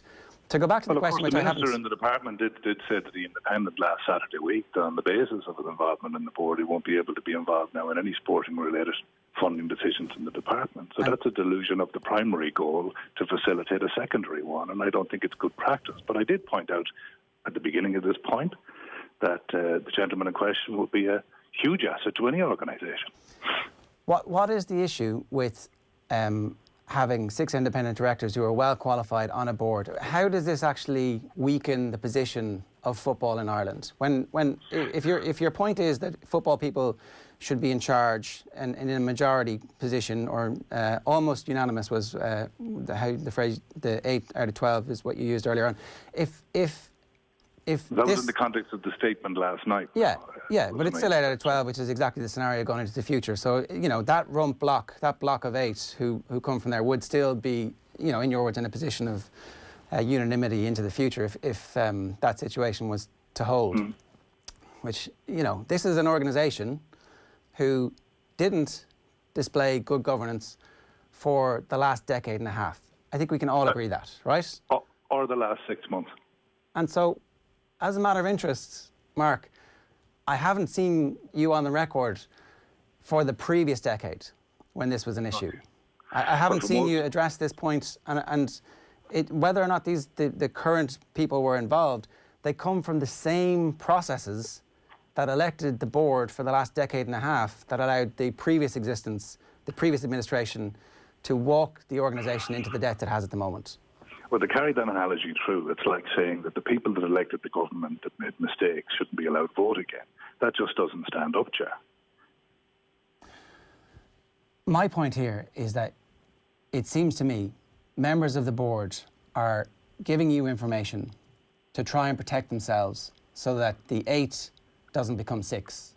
And you're going to bat for them on this issue, saying that the governance over the last 6 months hasn't been good. But you're not on the record at any point in the previous decade criticising the previous administration, who all were a product of the same processes which gave us the 8 that we're going to have. Okay, now I don't expect you to cover all hearings in the Oireachtas, but I think if you go back particularly to my time in the Senate, you'll find that you're incorrect in that. Can you point us to stuff in the Senate that you said about John Delaney then? Certainly, his salary been far too much at the time, particularly when you had league winners getting 100,000 and he was getting 450,000. I think that was particularly exasperated in my view at the time, where having won the FAI Cup, Sligo Rovers received their medals, and on the medals it was said SILGO, Sligo was spelled, so that the focus was definitely on the league. So certainly if you go back on the record, you will find... About governance? that might, well, I mightn't have been aware to the same extent of others that issues were there. But I mean, the entire tone of your own approach to me, and I get it, and there's no problem, you have a job to do, is that in some way I'm here batting for the old regime, and you're wrong on that. That's former Minister Ross's view as well, and no matter how many times you say it, won't make it the truth. Not the old regime. You're batting for the new regime. You're batting for the board of 8 people who last night issued a statement collectively. I am batting for good governance. In 2 speeches on the record of the Dáil, I have shown clearly poor governance practices. Those poor governance practices are borne out by a statement of the board last night. My sources, while including 1 or 2 members of the board, include at least 26 other people involved in soccer at all levels. But they don't have access to the board. They don't have access to the board information that you made public. So, like, obviously, look, and I mean, it's completely fair for you to have sources on the board. That's fine. I just question why the board isn't actually. It took until last night for the board to come out and make statements. Why they haven't aired these grievances in public. Why they haven't actually, come forward and said this is what we think. And actually, if good governance is supposed to happen in the boardroom, then I would question the board's approach to this as well. I think that it's fair to question everybody. It is absolutely fair to, and we need to see a statement from the interim CEO to see exactly what he's going to say about what the board said last night. And it's going to be a very interesting few days. Mark, if you could stay with us, please, because Shane Ross has joined us. Shane, I don't know how much of what you've heard of the conversation that we've been having with Mark McSharry there. Can we go back to the key question that he raised, actually? One of the key questions that he raised when this 6v6, 8v4 membership of the board seems to be a massive point of contention for the board. I don't know how much the grassroots actually cares about that, to be honest, but we'll see, and we can canvass views. 087 9180 180 is the number. When did it become 6 and 6 as opposed to 8 and 4? Well, I think you'll find it was a gradual process, but what was absolutely what we were absolutely determined was that if the FAI was to continue to get government money, which it wasn't getting at that time, we're talking about around December, or it was to be restored, that we were to be able to see an absolutely certain way to reform. And we thought that at that time it was absolutely essential if government money was to be restored. And you've got to remember that the Cozy report said that the FAI was not fit for government money. So we had to introduce some very dramatic reforms, and it evolved around that period. It was written into the MOU specifically to ensure that those reforms were seen through, and this is the corporate governance review reforms and other reforms. I don't, that the hang up on 6 and 6, which is absolutely correct and is there at the moment, and I think should definitely stay. But I think it was Niall Quinn who said yesterday, and I think he's right. Don't constantly see this as kind of 2 blocks. I mean, the independents who have been appointed there are not necessarily all going to vote one way in every issue, and I hope that isn't the case. They're meant to be independent and have independent views, and I hope also the other people who are coming from the old FAI, I hope that they also will be considering all the issues on their merits, and there'll be a kind of there'll be a cross voting and cross opinions coming through there over a period of time. But at the moment, because of this is an extraordinary situation. You remember, it was only December last year when we found out what the real state of the accounts were, which was 55 million debt. The board of the FAI was at the time came in to see us, Brendan Griffin and I at the time, absolutely saying they're going bankrupt in the morning. This is the message they're going to us, and we said, well, look, we've been told not to give you any more funds by Cozy, but and if we can see an absolute clear pathway, and that would include the independent directors and the 10-year rule, by the way, which is now I think it is up for some sort of controversy as well. It would be absolutely essential that we see that and that we see a future for the FAI that's reformed. So it developed during that period, but it obviously was absolutely vital for us that we see this organisation reformed for good and not going back to the old ways. And that was how it evolved. Mark McSharry, that all seems fairly reasonable in terms of protecting the public fund to put independent directors on the board.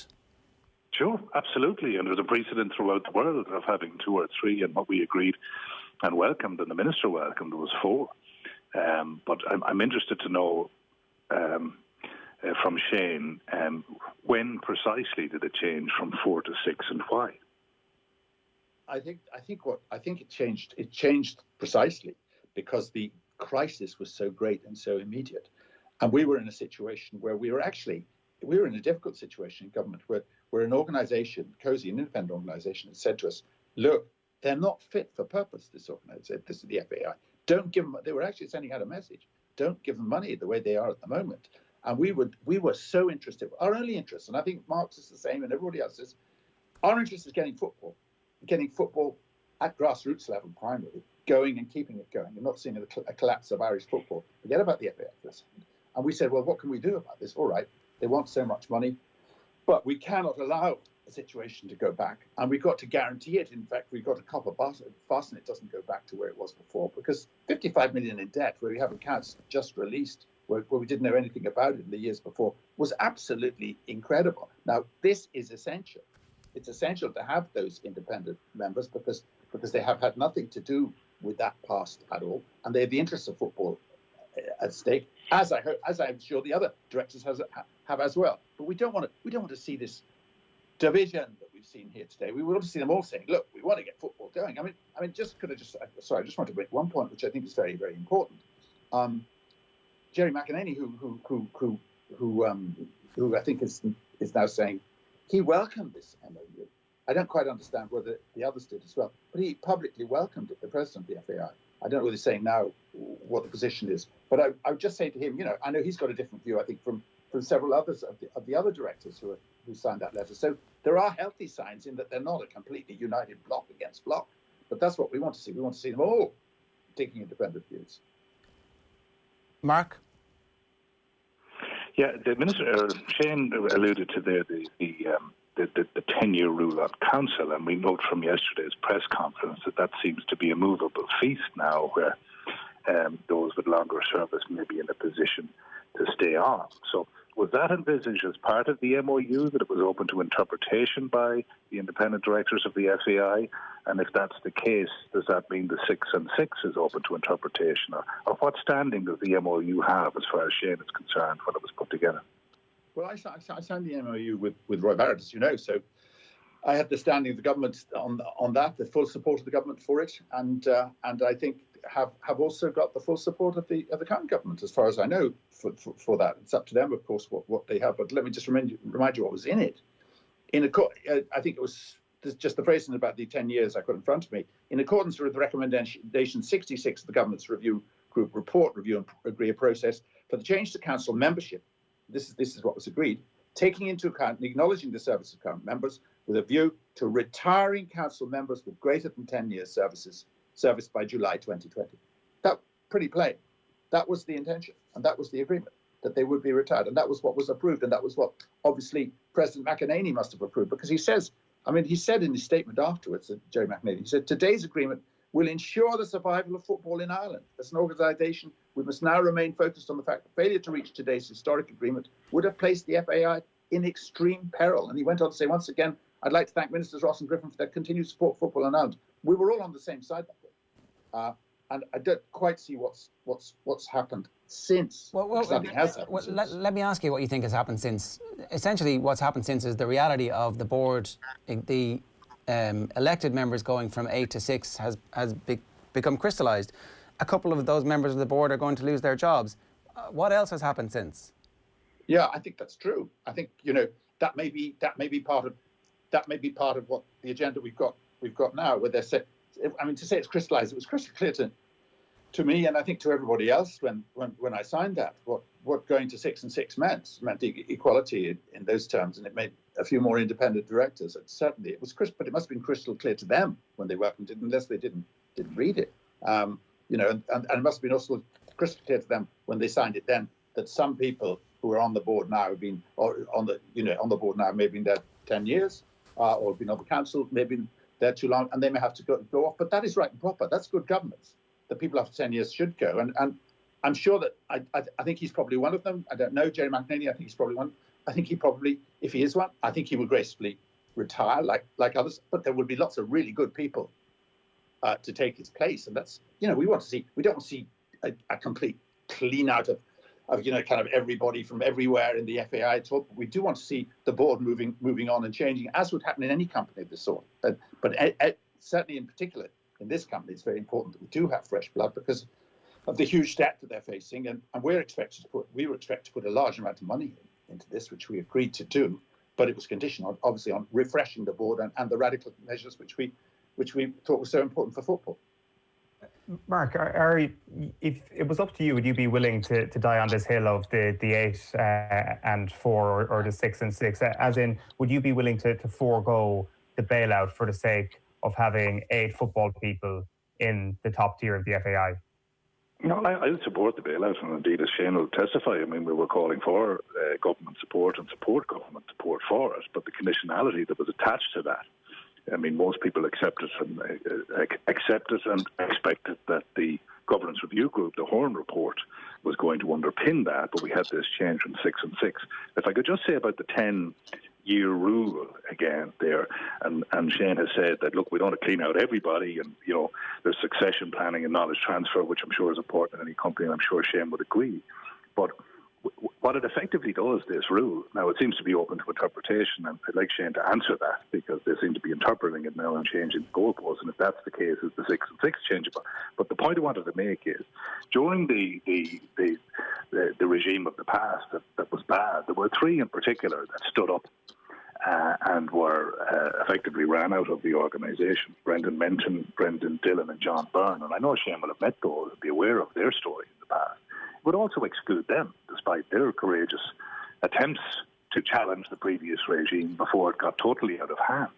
And the rule excludes them. I mean, in terms of the personalities who populate the board, as I said earlier on, or alluded to earlier, I'm indifferent who they are. I'm indifferent whether the current 8 move off and it's a different 8. I just think in terms of world sport, it's important that you have the appropriate knowledge around the table, including independent expertise. But if you look at sport throughout the world, and indeed the other sporting organisations that have had crises and funding and other governance issues here, you have 2 and 3 out of 16 in some cases that are independent directors. The other thing that underpins this, and Shane with his experience in business and politics, and the reputation that he has as a consummate professional, he could not stand over the sort of governance failings that we've seen in the last 6 months, where, frankly, and the department will have to be asked this, were they aware that the board of the FAI did not, on that morning, approve before signature of the MOU? Okay, can I come in on that? Yeah, go for it. I'm very happy to. The answer on the 10-year rule is as look, I'm not minister now, so look, it's obviously up to somebody else, and that's very appropriate. That should be. But as far as I'm concerned, on the 10-year rule, it stands. It was a binding part of the agreement, and it should stand. It should stand not for any reason of revenge or any personalities or anybody involved. And it doesn't matter who you mention there. It should stand, and it should stand because that is good governance. That people should not be on boards of any sort like this for more than 10 years. That is just good, proper governance to prevent issues like they've had before happening, because people get, they get rather lazy, and they get, or they fall into all sorts of traps. They get used to it too much, and they become insiders. And I don't think Brendan Menton or Brendan Dillon actually are currently members of the council. But never mind. No, that's the point. That is the point. I know. They're not. You're saying they couldn't come back. No, they couldn't come back, and they couldn't come back despite the fact that they stood up. But is that correct? I mean, I don't hold a candle for any of those individuals, but I am aware of the fact that they did attempt to challenge it at the time. And then, I mean, you were fond of using the term old guard, not one I like myself. Of course, there's an old guard in Sport Ireland and an old guard in the department, all of whom heard no evil and saw no evil through the years. I mean, well, I think a lot of neither did you. In fairness, that's fair enough. That's a very fair charge, but they did get ordered to cancel, which they looked at. The point about the 10-year rule is it's got to be good. If it's good for the goose, it's good for the gander. If it's good for all public companies, it's good for other companies. It's good for companies because it's good corporate governance. Because people fall into bad habits after a certain amount of time. It's got to be good for the FAI. We can't make any exceptions. You don't make any exceptions. There are hundreds of good people in Irish football who could sit on the board as what they call kind of football representatives. Hundreds of thousands. I mean, what I was looking to do, and it was basically to get the grassroots onto the board of the FAI, get the fans on, get the grassroots representatives on, because they speak their minds. They don't have any particular particular agenda. And I have no problem at all about saying anybody after 10 years should go, because, Mark, I know you'd meet them in your constituency. I met them every single weekend in my constituency. I met people working day and night, volunteers, every single one of whom would be a fantastic representative on the board of the FAI. And that's what we want to see, who think about football and don't think about politics all the time. You know, that's what we need. Shane, just on Mark's second point there, I just begin to get your response to that. He was asking you, when exactly did the board members know the terms and conditions of the memorandum of understanding? When did they sign off on it? Was it before they met with the government or after they met with the government? I don't know the answer to that question. I met, my meetings and my signing memorandum was with Roy Barrett, and I presume he was a plenipotentiary. He was standing for the board. No, I didn't. But you have to be sure of that. But I think he's a very, very good and honourable guy. Quite honestly, I didn't know him at all before this, by the way. But I think, having met him since, I think he's an absolutely straight down the line guy, and I don't think there's any question that, in my experience with him, that he would be doing anything improper or wrong, or without the authority that he needed. I don't think that's a question, and that seems to me to be borne out by the statement I read to you from Jerry McEnany, when he says he welcomed the news. You know, as president of the SAI, I wish to offer my sincerely congratulations. He says here, this is the day after, as president of the FAI, I wish to offer my sincere congratulations to our independent chairperson and his team on reaching an agreement with the government and other important stakeholders. That is what he said the day afterwards. That doesn't sound like a guy who was unhappy that he hadn't seen the agreement in advance. And he is a signatory to the statement correct last night. So in fairness, Mark McSharry, that brings me right back to my point at the start, that actually your source is this group on the board. And so if you're saying what they're saying, that actually that's not a second source. They're not corroborating your story. You're actually just putting their story into the public domain, and they're repeating it and saying, yeah, that guy's telling the truth over there, which leads me to wonder about this board and their approach to governance, as opposed to actually, at the time, saying, hang on a second, these are our issues, what about that? What they've done is wait for months and months, and I would say, giving you this information, and look, it's right and proper that we should have these debates, because there is so much public money going in. But I think the point that as somebody who's as a sports fan in this, I want more independent people keeping an eye on what's happening on any of the sports organisations in this country who are getting public funding. And I still don't understand how you think us as a country having independent people on the board is going to do us as taxpayers any damage. You see, if the board, if it's a financial services company, you don't put a majority of gardeners on the board, okay? Now, I have an issue. This is a members' organisation. It's a not-for-profit organisation. That gets public funding, that now is getting a massive amount of support from the government in the form of a guarantee on a loan, which we don't know if they're going to be able to repay or not. Do you not want Ireland represented on that board in a way that they should be? You're interviewing yourself now, Ger, because you want me to let me answer the questions. You're talking about gardeners. The reality is, like I have an analogy, yeah? The reality is this. I have no issue who is on the board, but I think the sport that's represented by this board should have a majority of people from that sport on it. Who the personalities are, I have no interest once there's an appropriate process to put them in place. What we have done is retro-engineer the board now to facilitate what, coincidentally, a number of whom were involved in a different group altogether, and that's fine. They may be the very best people for the job, as I've said in the record at the door. The process that has taken place in terms of signing the MOU, in terms of other relationships to do with the board, and recruitment that have taken place over the last 6 months does not stand up to basic corporate governance principles. And I've shown that at the door, and I have no issue with anybody challenging my view on it. In terms of my sources, as I said, my sources included 2 people on the board and about 26 other people involved, from pitch markers and jersey washers right up along. So like you, and I think at the very outset I said, we all want to see our football federation renewed and operating to the highest standard of governance and promoting the game at all levels. We're all on the same page on that one. I'm just not on the same page in how we've dealt with it over the last 6 months, which unfortunately bears a level of grubbiness that doesn't quite match the mistakes of the past, but doesn't augur well and doesn't sit well with me. Comparing them to the mistakes of the past, where the debts are 50 I said million. it wasn't quite. I said it wasn't quite as grubby. Now the other thing. It wasn't quite as grubby. It's a scale of grubbiness, and I think that's the impression you're trying to leave in people's minds. The other thing. No, I'm not trying to leave anything in the people's mind. I'm just telling you what I feel. And the other thing is, what I would like to see is the so-called old guard, to use Shane Ross's terms, of Sport Ireland being properly cross-examined about all of these matters, because I'm just not comfortable that they were doing what they could have done in the past. They took a very hands-on view on boxing and on other issues, but they seem to look the other way, or certainly that's how it looks to me at times in the past. And there's also people in the department. And yeah, taxpayers' money has to be protected.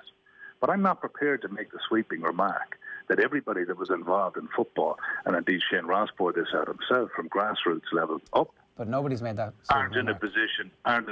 No, but the implication of what's happening. No, it's not. The implication of what's happening is that we'll have six from football and 6 from outside football, and away we'll go. And the control will rest. And the control on anything controversial will rest with the independents. The control the control should surely rest with the best decision. There shouldn't be a group. There shouldn't be this rump. But the way you're configuring the board is the Animal Farm George Orwell approach. No, the way you're configuring it is to try and get the best decision. Some directors, no, I agree with you. The best decision should always You're win. saying that the only way that these independent directors are going to vote is collectively. No, I didn't. You said control you said control on the decision making will rest with the independents. It may well. And you highlighted earlier on that the chairman, if he so chooses, can pass his casting vote. If the AGM chooses, they can do that. To pass the vote to somebody else. And if they don't, then control will rest with that chair. So it's what the 6 plus the chair, if he has the casting vote, decides is the best decision. Yeah. Okay. Well, look, I think that it. I don't know the scenarios where it would always be a 6 versus 6. It'd be a fairly fractious board if all of the decision-making ended up resting with the independent chair. And again, look, that would ultimately come down to who ends up being in that chair in the long term. Look, it's been a good debate. I don't know, Shane Ross, if there's anything that that we haven't covered here that you think would be important to get on the record in terms of what happens next and what you think should happen next before we go. Well, I just think that people should kind of stand back for a minute and look at this and not be quite so confrontational. I think the idea that it's going to go 6-6 on everything at all is absurd. I don't know the 2 women directors who were appointed independent at all, but I know Roy Barrett since he was appointed, and he's not going to be a guy who says, okay, you think that way, so I think that way. These are going to be independent thinkers as well, and I'm sure the people who are coming from the other 6 will also be independent thinkers as well. And once they get off the ground and they get the issues going, they will all act, I think, in the interests of football. This is a massive debt which has to be paid off. It's, they're very dependent on FIFA and UEFA and the Bank of Ireland, and they have all, by the way, as far as I know, backed this MOU. They've all said, look, their support is dependent upon the MOU and the terms of the MOU staying. And that's what people should remember. And they are interested in football as well. And they supported this because they didn't want to see, obviously, their money going down the tubes, which would be a disaster, but because they think football is worth supporting. So I think just sit back, go to the AGM, give this board a try, and we'll see with a 6-6 divided, not division, but people elected on a 6-6 basis, in other words, from different constituencies, and see how it works. Because we have every confidence that this way forward is the right one, and that this really sick organisation is on the right road, and there'll be bumps on the road as well. But I think it'll, at the end of the day, with goodwill, I think it'll be all right, because I think at the end of the day, there are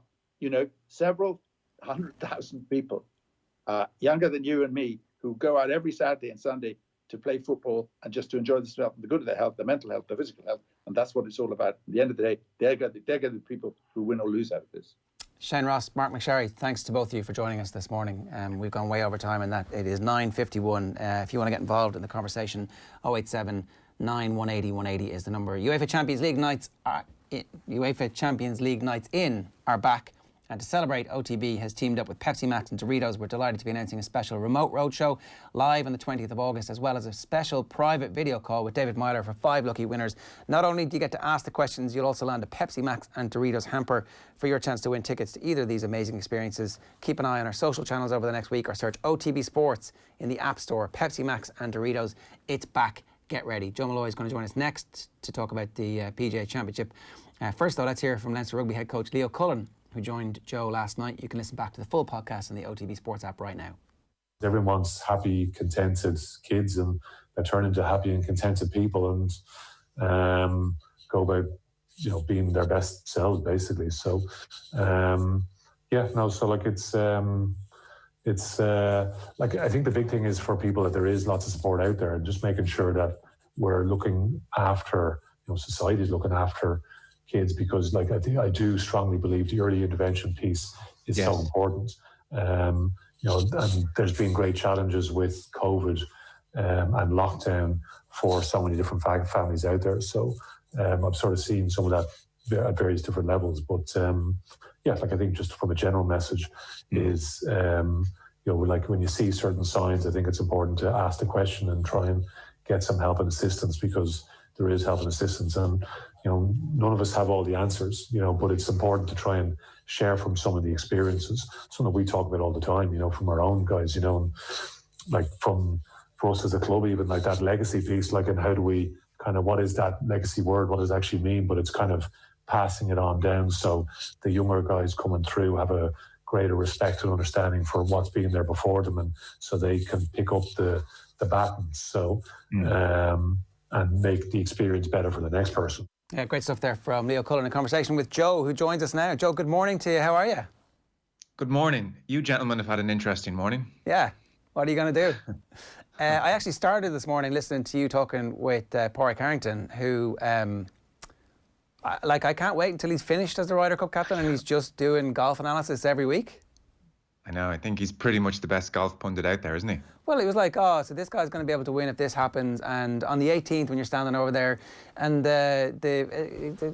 he's got no confidence driving left at the moment. He just bangs it down there. But that's not happening at the moment for Brooks. You're like, okay, right. I'm actually going to be able to watch every single golfer this weekend and go, well, I know a little bit about this because Pádraig Harrington told me about it. Yeah, he's done co-commentary a few times at the Masters. He's guested for the BBC, and he's been insanely good, and says things he shouldn't say, and admits as much himself. He'll say, it's tricky when I say this about that player and then I play with them a week later, but he seems to do it anyway. Even when we asked him about Rory last night, what the Ryder Cup captain probably should say is, Rory's a brilliant player, he'll come good no matter what. I have full faith in my guy, and he's my marquee guy next year. Yeah. But actually, he talked about Rory's difficulties in first rounds and was very honest. So he's brilliant. I just don't think he cares. Is it, or he has no filter? It's like, I'm just going to tell the truth here, because I don't know, but it is sensational, and he's going to be the poet laureate of golf analysis for 25 years. If he wants to be, yeah. I mean, if CBS had sense, they pay a lot of money, and they have a guy. It's Nick Faldo at the moment. If Nick ever gets tired, CBS could do a lot worse than put Pádraig in the booth every week. If he wanted to do it, I'm not so sure. Yeah, there's maybe 10 times a year, 14 times a year, and you just set your watch. It's like, okay, it's a Harrington tournament this week, I'm watching. Yeah. No, I would listen. He's phenomenal. I mean, there was one fella. He's often contends in majors. I just distinctly remember it in the Masters. I asked him about it afterwards because he was so honest.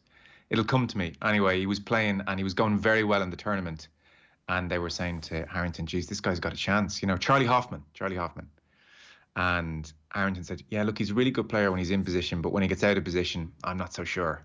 And lo and behold, a couple of holes later, he gets out of position, makes a complete mess of the thing. And Harrington's sitting there saying, genuflect before me, all of you. Yeah, well, you put the Brooks Koepka analysis of majors to him, and it was like Harrington had he was the puppet master of what Brooks Koepka was saying. Half the field are no good in these things. Harrington was like, I know I have these guys in my sights.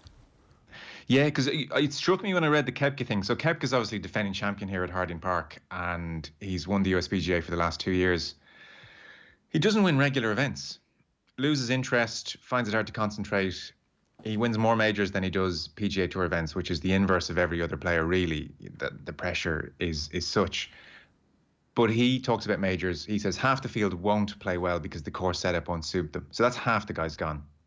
Of the half that are left, half of them just won't play well because it's a major and there's pressure.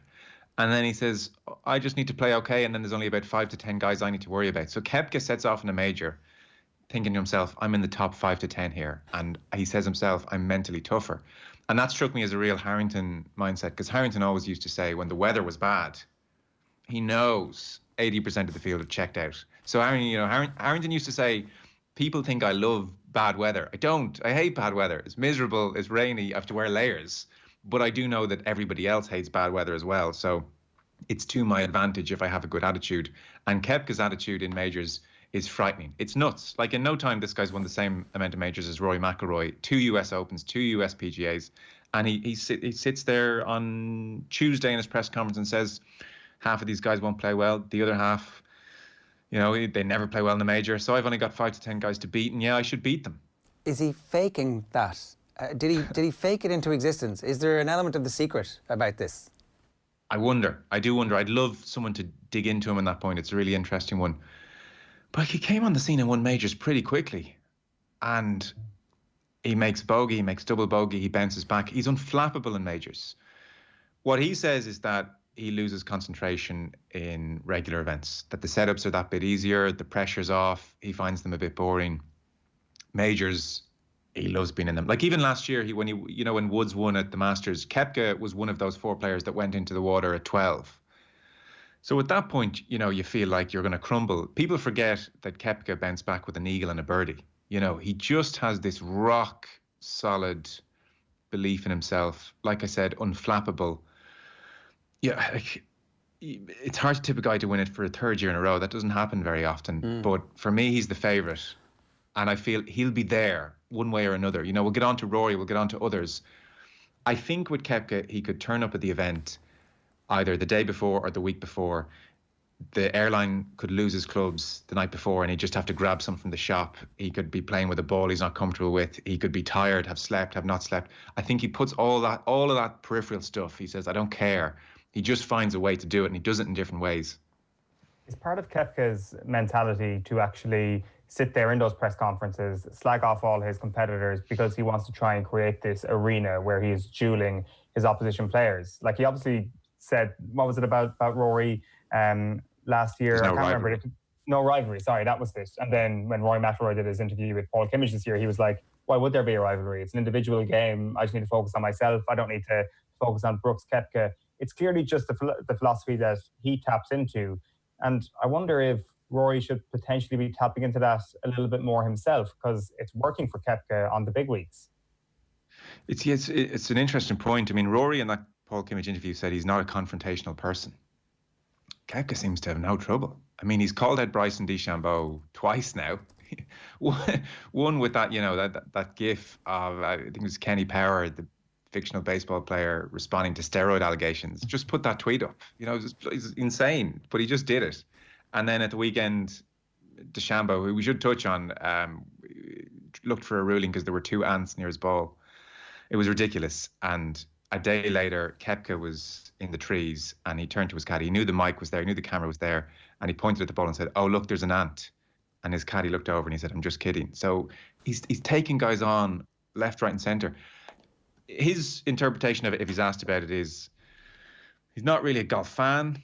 He doesn't think all that much of golfers. He thinks there's almost a prima donna element to the whole thing, and he has no problem being confrontational. A bit like Harrington, actually, I think he uses the press either to talk himself up or to send messages to other players. And, he had a real chip in his shoulder for the first 2 years because he won the US Open. He went back the following year and he was peeved because he was on none of the commercials. Fox had the rights. He was on none of the commercials. He was defending champion. Nobody seemed to want to interview him. And this continued really, I think, up until maybe his 3rd major. Just Koepka wouldn't be interviewed and it would really irritate him. We had Claude Harmon on the podcast, his coach, and he said Koepka drive home and would be peeved. He's a 2-3-time major winner and no one seems interested in him. Well, the last year, 18 months, he's been about the most interesting interview in golf. So look, he's dominant and he's alpha male. And when you watch him this week, there is a swagger as he walks down the fairway. Like there's a bulletproof element to this guy. And he's going to win a lot of majors. And you made the point to Harrington last night, his form was awful all year until last week, the week before a major, when all of a sudden it's like, oh, I'm back, the tournaments are big again, there's big pots, everybody's playing well. Yeah, he blew his knee out at the start of the year, and his form was dreadful. Just couldn't get it going, couldn't get over. It was his left knee, and so he felt he couldn't get over onto his left side in the golf swing, which is very detrimental, obviously. And in most instances, when a player's a bit lost like that, it takes a little while to find your way back. Rory's in that stage at the moment.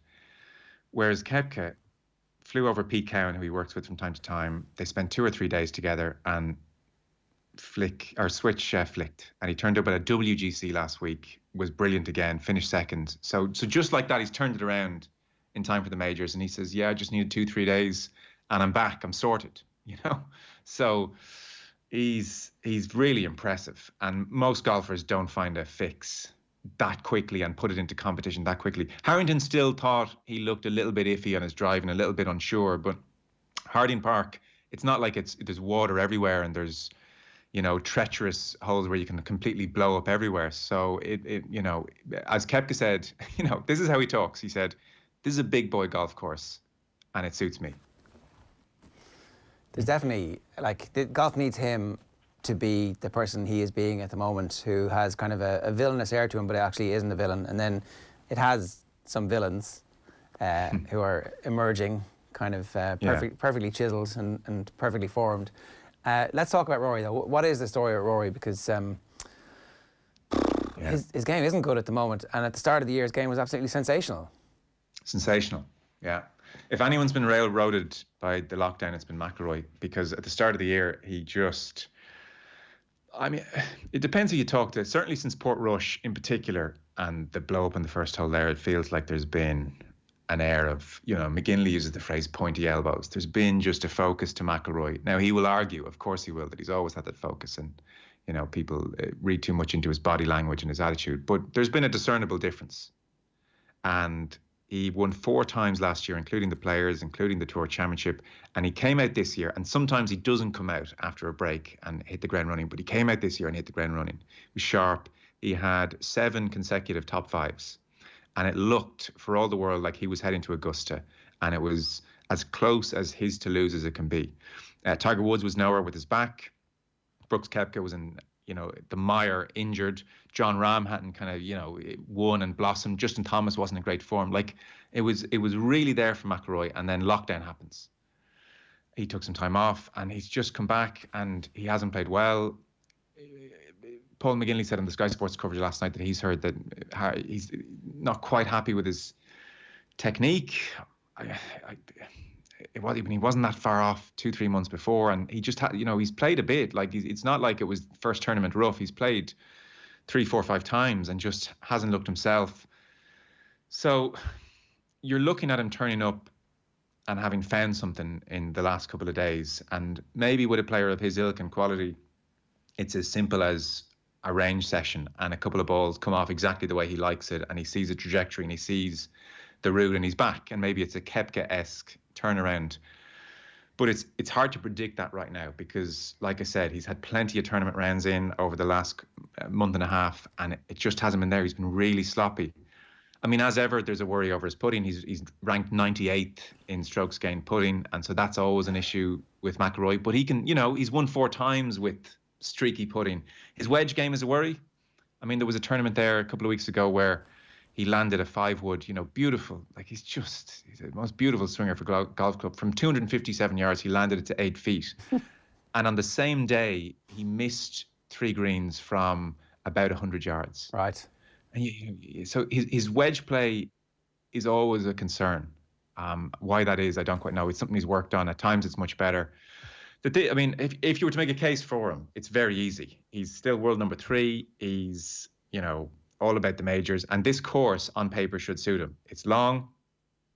There'll be at least 4 or 5 holes where even the big hitters will have long irons in their hands going into greens. You could have a couple of 200-yard plus shots into greens. He's as good as it gets in that sphere. He might stand there in those holes and think, this is right up my ballpark, as opposed to everybody being able to hit wedges into every hole on the PGA Tour, which happens a bit too often.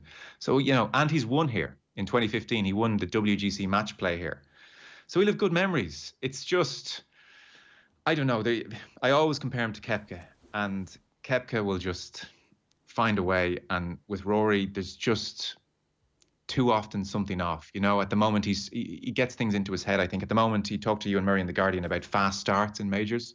So in the last 15 majors, which is a decent sample size, that's over 3 years. In round one, he shoots a 73 on average. He's 3 shots better in each of the next 3 rounds. Like last year at the USPGA, he was 57th at the start of the weekend. He finishes 8th. So this is his thing now. I want to get off to a good start. But again, there's been majors where he's talked about, I'm going to just take my time in the first round, conservative play, stay in the tournament. That doesn't work. And then you could hear him a year later saying, no, I'm going to freewheel it. I'm going to play like it's a normal event and be aggressive in the first round and play my game. And, he's searching. Golf's not easy, clearly. But it is amazing that he's 31 now. This is the sweet spot. All the greats win a lot of majors 30 to 35. And this is probably a career-defining patch for him. The clock's not ticking loudly, clearly, but he's having a glance at it. It's been 6 years. Even he said himself he can't quite believe it's been 6 years without a major because that's he's been brilliant. It's not that the clock is ticking on the end of it. It's just that it's been so long. That drought is so long, and we've seen in all sports how difficult it is when it goes to get it back, whatever it is. And it is that bulletproof confidence that we see with Brooks Koepka. Who else should we be looking out for? Because obviously a lot of golfers are in really good form. Jon Rahm's in really good form and ready to win a major. I don't know if the course, it seems to suit him pretty well. So he's definitely somebody we're interested in. What else? Bombers. I mean, it's a bit boring. There's parallels with Bethpage last year. The USPGA was at Bethpage last year, and it was a long course with thick rough. So we're in San Francisco. You'll see this marine fog hanging over the course. So the ball doesn't travel a long way. This course is 7,200 yards. If that was in Memphis, that wouldn't be overly long. Because it's in San Francisco, it'll be more akin to an Irish winter in terms of the distances they're hitting the ball. So, it's say you're a Graham McDowell. It's really, really difficult to make a case because got hit it a long way, and you'll have you'll have hybrids into greens too often. And if you're in the rough, if you're not dead straight, there's just no getting the ball onto the green. It's much easier to get a wedge out of that rough onto the greens. So. The Bombers, Jon Rahm, you mentioned, absolutely. Justin Thomas is newly crowned world number 1. Brooks Koepka clearly suits him. Dustin Johnson hasn't been talked about much, but Bombers course, and he was thereabouts last year in Bethpage. I mean, Rory, it should suit, it just should suit Rory. Harrington mentioned Phil Mickelson as an outside bet last night in that, like I said, it's not like the fairways are lined with water and penalty shots. He'll be able to maybe navigate his round. It brings us to Tiger. He's played virtually no golf this year. He's played once since golf restarted. At the start of the year, his back was at him. He just didn't seem to be in a great place. He played once at Muirfield and was so-so. He's only thinking about majors these days. That's all he's prepping for. That's what his year revolves around. We're going to see Tiger. I mean, Tiger could be reduced to playing 10 times a year and just play all about the 4 majors. He was asked, your chances. It was telling that one of the first things he talked about was how he has to get his layering right to keep his core warm because of his back. Oof. That's. And so you're talking about Koepka and you're talking about these lads who are just let me at it, and he's like, I've got to keep my core warm or my back's in trouble.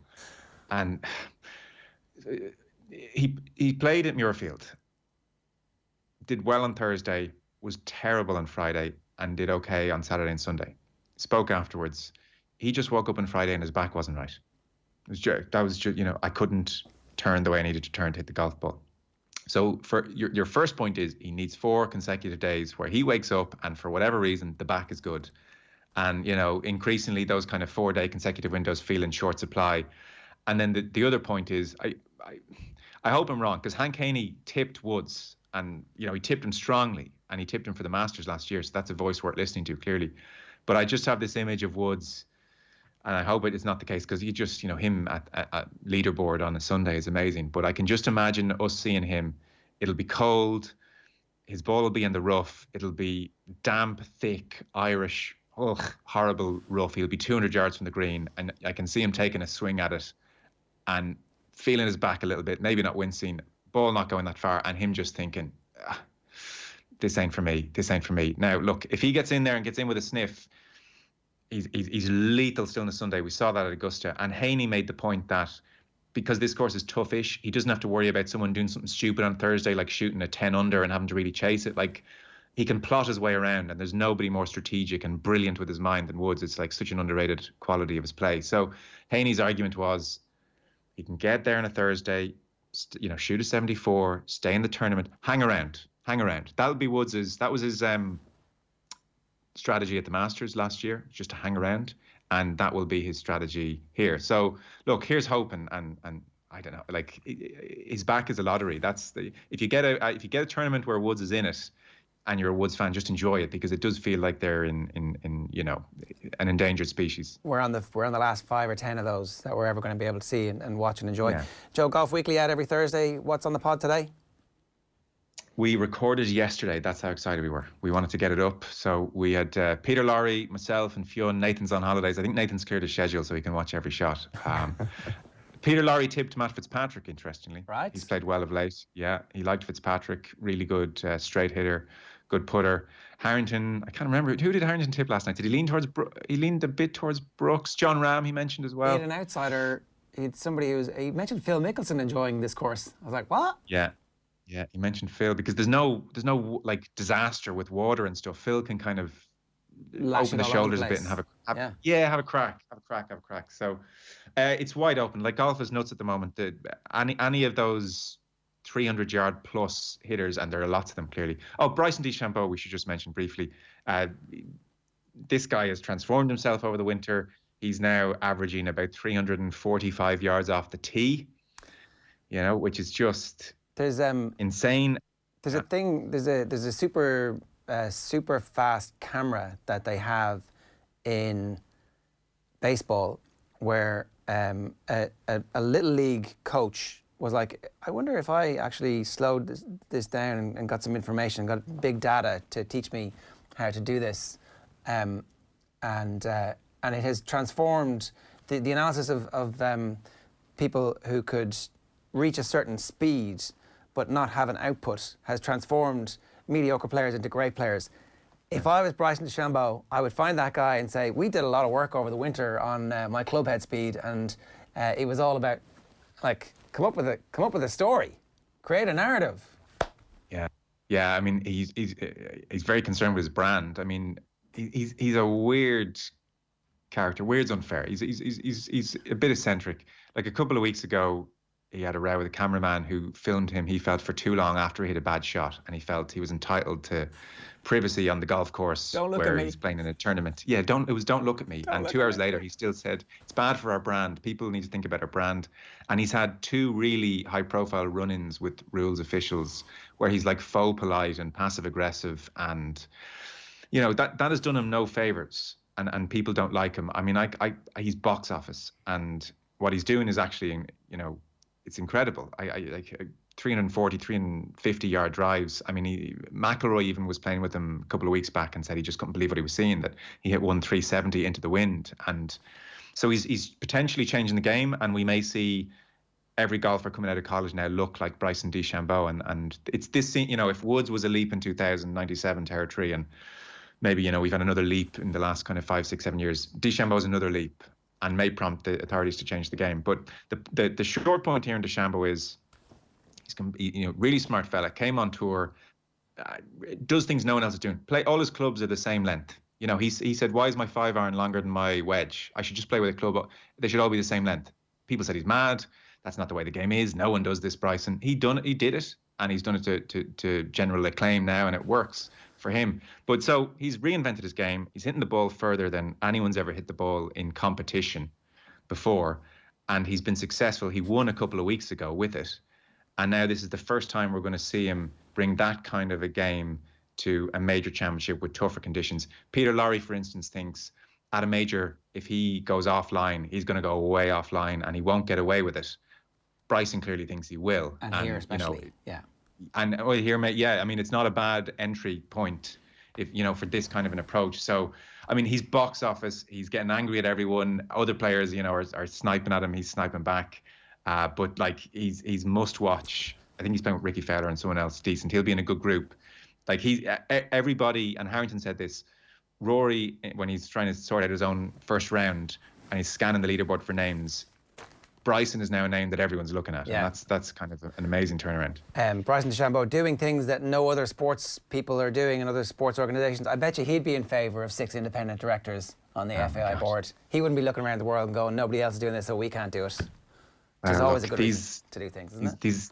These independent thinkers are coming on to ruin Irish football. I would presume that is their motivation, and they must be stopped. I mean, I know we're probably out of time. What is your take on that? I mean, if all of this was agreed, and 6 on 6, you're bringing people on who really care about Irish football, I presume, want to do a good job. I don't think there'll just be a split on every issue, and even a lot of the important issues. Like, to be talking about the whole thing is a bit grubby over the last 6 months seemed a bit extreme. I mean, if there's been lack of transparency, it should be looked into. But I'm just amazed that Irish football has found itself in this situation suddenly on the precipice again. I'm not saying it's as grubby as what happened beforehand. I didn't say it was as grubby.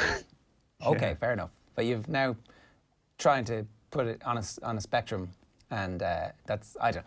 To be honest, I'm astounded at how this whole thing has been made manifest, and Mark McSharry confirmed that board members are giving him information, and he's concerned about governance.